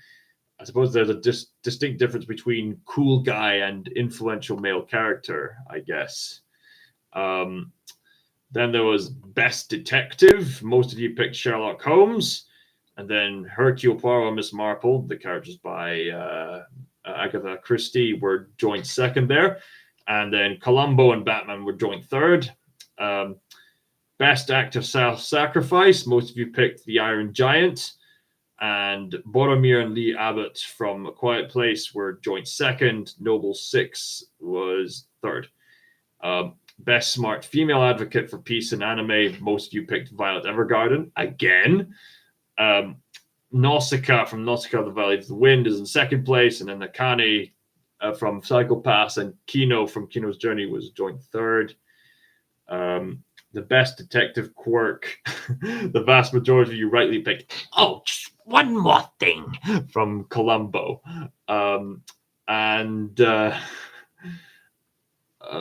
In second place was Elementary, dear Watson. And then joint third is Little Grey Cells. This reminds me of a puzzle, and L's autism. L from Death Note. Then I asked for a best DreamWorks protagonist. First place was Shrek. Second place, Moses from The Prince of Egypt. Third place was Puss in Boots. Then I asked what was the best fictional character that best in what was the fiction. I then had a poll that asked which fictional character best embodies Kierkegaard's concept of a knight of faith. Given how I'd recently watched Seventh Seal, I wanted to encourage people to vote for Antonius Block, the Swedish knight from Seventh Seal. And the vast majority of you picked Batman for first place. Second place was Antonius Block. Third place, Aragorn. I picked Aragorn because the way it works that Aragorn has to commit an act of being a knight of faith when he has to have faith that Frodo and Sam are somehow still alive in Mordor, so that he can give them a chance via a distracting fight. My next poll was the best depiction of autism. This was a particularly interesting one because Violet Evergarden overwhelmingly won again, with Amelie Poulain in second place, and then Oscar Schell and Matthew in the Chosen series being joint third. Now, it's interesting. People say, well, Amelie's probably not the fair choice because she's not overtly described as autistic. She might not even be autistic. I mean, that could very well be true, but she's got the traits nonetheless, and it's implied that she's autistic. So I just thought I'd put it out there. Then I asked, who's the most intimidating character to you? It was interesting. I distinctly remember the first 5 votes for this poll instantly went to Johann Liebert, followed by a vote for the Death Wolf. But then over time, something curious happened. Despite how few votes Judge Dredd got, over time, Judge Dredd won out in this poll. So now Judge Dredd is the most intimidating character in this poll, with Johann Liebert in second place, Batman third, the Death Wolf in fourth place. Then I asked, who is the most inspiring character to you? First place, Samwise Gamgee. Second place, Joshua Graham. Third place, Deku from My Hero Academia. Then I asked, gentlemen, be honest with me. Who do you find to be the prettiest woman? Focus your eyes on the faces, please. Okay, so things have shifted a wee bit. Eve from Stellar Blade, eyes up here. Face. Eve is first place. Lady Galadriel, second place. Zendaya in third place. Lupita Nyong'o in fourth place. Then I asked, ladies, be honest with me. Who is the most handsome man to you? And then I put myself in as a joke. And but to my surprise, I've won in that particular poll. So I'm curious, did people pick the option for me in that handsome poll? Were they joking when they did that, or did they actually mean it? I guess I'm fine with either option. Anyway, Superman was in second place, especially the one played by Henry Cavill, and Indiana Jones and Aragorn were joint second. Joint third, really. Anyway, then I asked 4 days ago, your favorite fantasy? 70% of you picked the boy, the mole, the fox, and the horse. This beautiful work of art right here. The one with all the inspiring motivational talk. Nothing beats kindness, said the horse. It sits quietly beyond all things. Oh, yeah. Gotta love the fact that the horse sprouts wings by the end, eh? I tell you, kindness can really do you a favor. It can really get you through those harsh times and all those different accusations that you go through. What else is there? Let's see. The Chronicles of Narnia was second place. Christmas Carol by Charles Dickens, a classic, was third place. Grimm's Fairy Tales fourth, and Wingfeather Saga was last. Wingfeather Saga is a pretty fun fantasy to listen to on the audiobook because the author himself does a few voiceovers. I really like that sort of thing. Favorite classical fantasy, most of you picked Gulliver's Travels. Pilgrim's Progress was in second place. St. George and the Dragon in third. Fairy Queen fourth. I then asked, what's your favorite epic? The vast majority of you, interestingly enough, have picked Ben-Hur. Second place was Tolkien's Legendarium. Third place was Berserk. And fourth place is Dune. So that's very fascinating to me. What's also fascinating to me is I asked who's the best Star Wars character. And I put Kreia in there. And I thought a few of you would vote for Kreia. But to my surprise, Yoda is the top pick. And followed by Darth Maul being second and Thrawn being third. I would have thought that given my discussions of philosophy and thinking, I would have thought that more of you would have picked Kreia, but apparently not. Maybe you're not even aware of this yet. So that's all the polls that I've mentioned are all up to date. So I'm getting very near 1K subscribers, so I'm thinking of doing a Q&A section. So I should probably set up a poll regarding sort of thing. I'll get in touch with all of you on social media, and I'll encourage you to ask questions about me. And by the time we reach over 1K subscribers, I'll do a live stream like this where I answer your questions. That way, it's a bit more fun, more one-on-one kind of thing. And thank you for sitting with me for about 2 hours. There wasn't as many people as I thought there would be, but I'm very glad that I managed to get the lessons I wanted to get out there, recommend the books I wanted to get out there, so that way more of you could get a basic understanding of the kind of art that I would aspire for. Oh, speaking of art, I guess there's a few other books I forgot to mention. There's several Batman books I recommend. Discuss that another time. Oh, this makes me look like Moses in the Ten Commandments. If you get the chance, I recommend these books if you want to understand how animation works.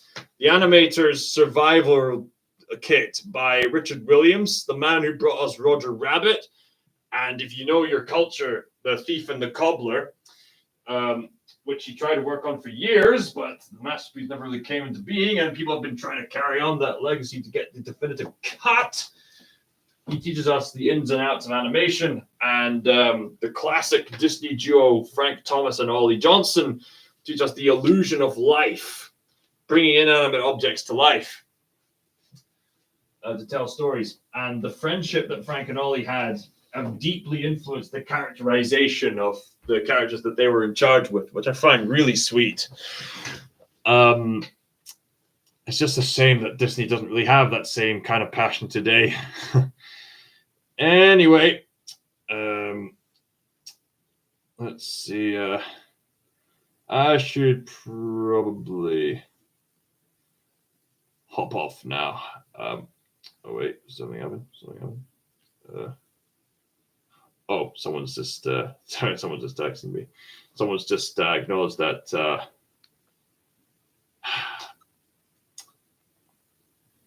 I'm sorry. The king has passed away. I have to tell someone the heartbreaking news that Bernard Hill is passed away. I just had to tell that person live. You know what? Maybe I should have sent something to her. I've even dedicated live stream to this. Yeah, pretty sad stuff. Pretty sad stuff. I wonder if she's actually going to hop in here and say hello. It's just pretty heartbreaking to tell the news.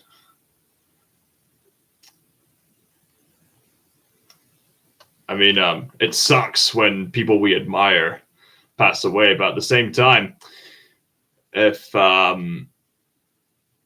they've got their priorities right, they would have achieved the divinity as well as leave an impact to have others be inspired.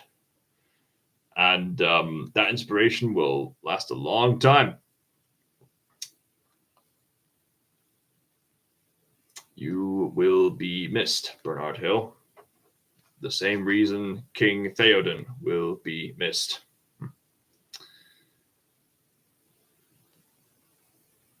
All right, I should probably wrap this up. Right, to those of you bothered going into this live stream, thank you very much for going into this live stream. I shall just end this off here. And if there's anything you want to say in the comments section below in regards to anything discussed in this video, let me know. And if there's anyone who wants to type something in the comments, say now or forever hold in your pee. Oh, man. Do you like the new bookshelf I got here? I didn't really have this kind of a bookshelf in my previous live streams, but you know what? I think this is a keeper. It makes me look smarter, as well as gives me ease of access to the kind of books I want to recommend to you all. Anyway, we should probably end this off for real this time. Probably get back to playing Stellar Blade at some point. Thank you all so much for watching. God be with you all. Scott Stinker signing out. Long live the king.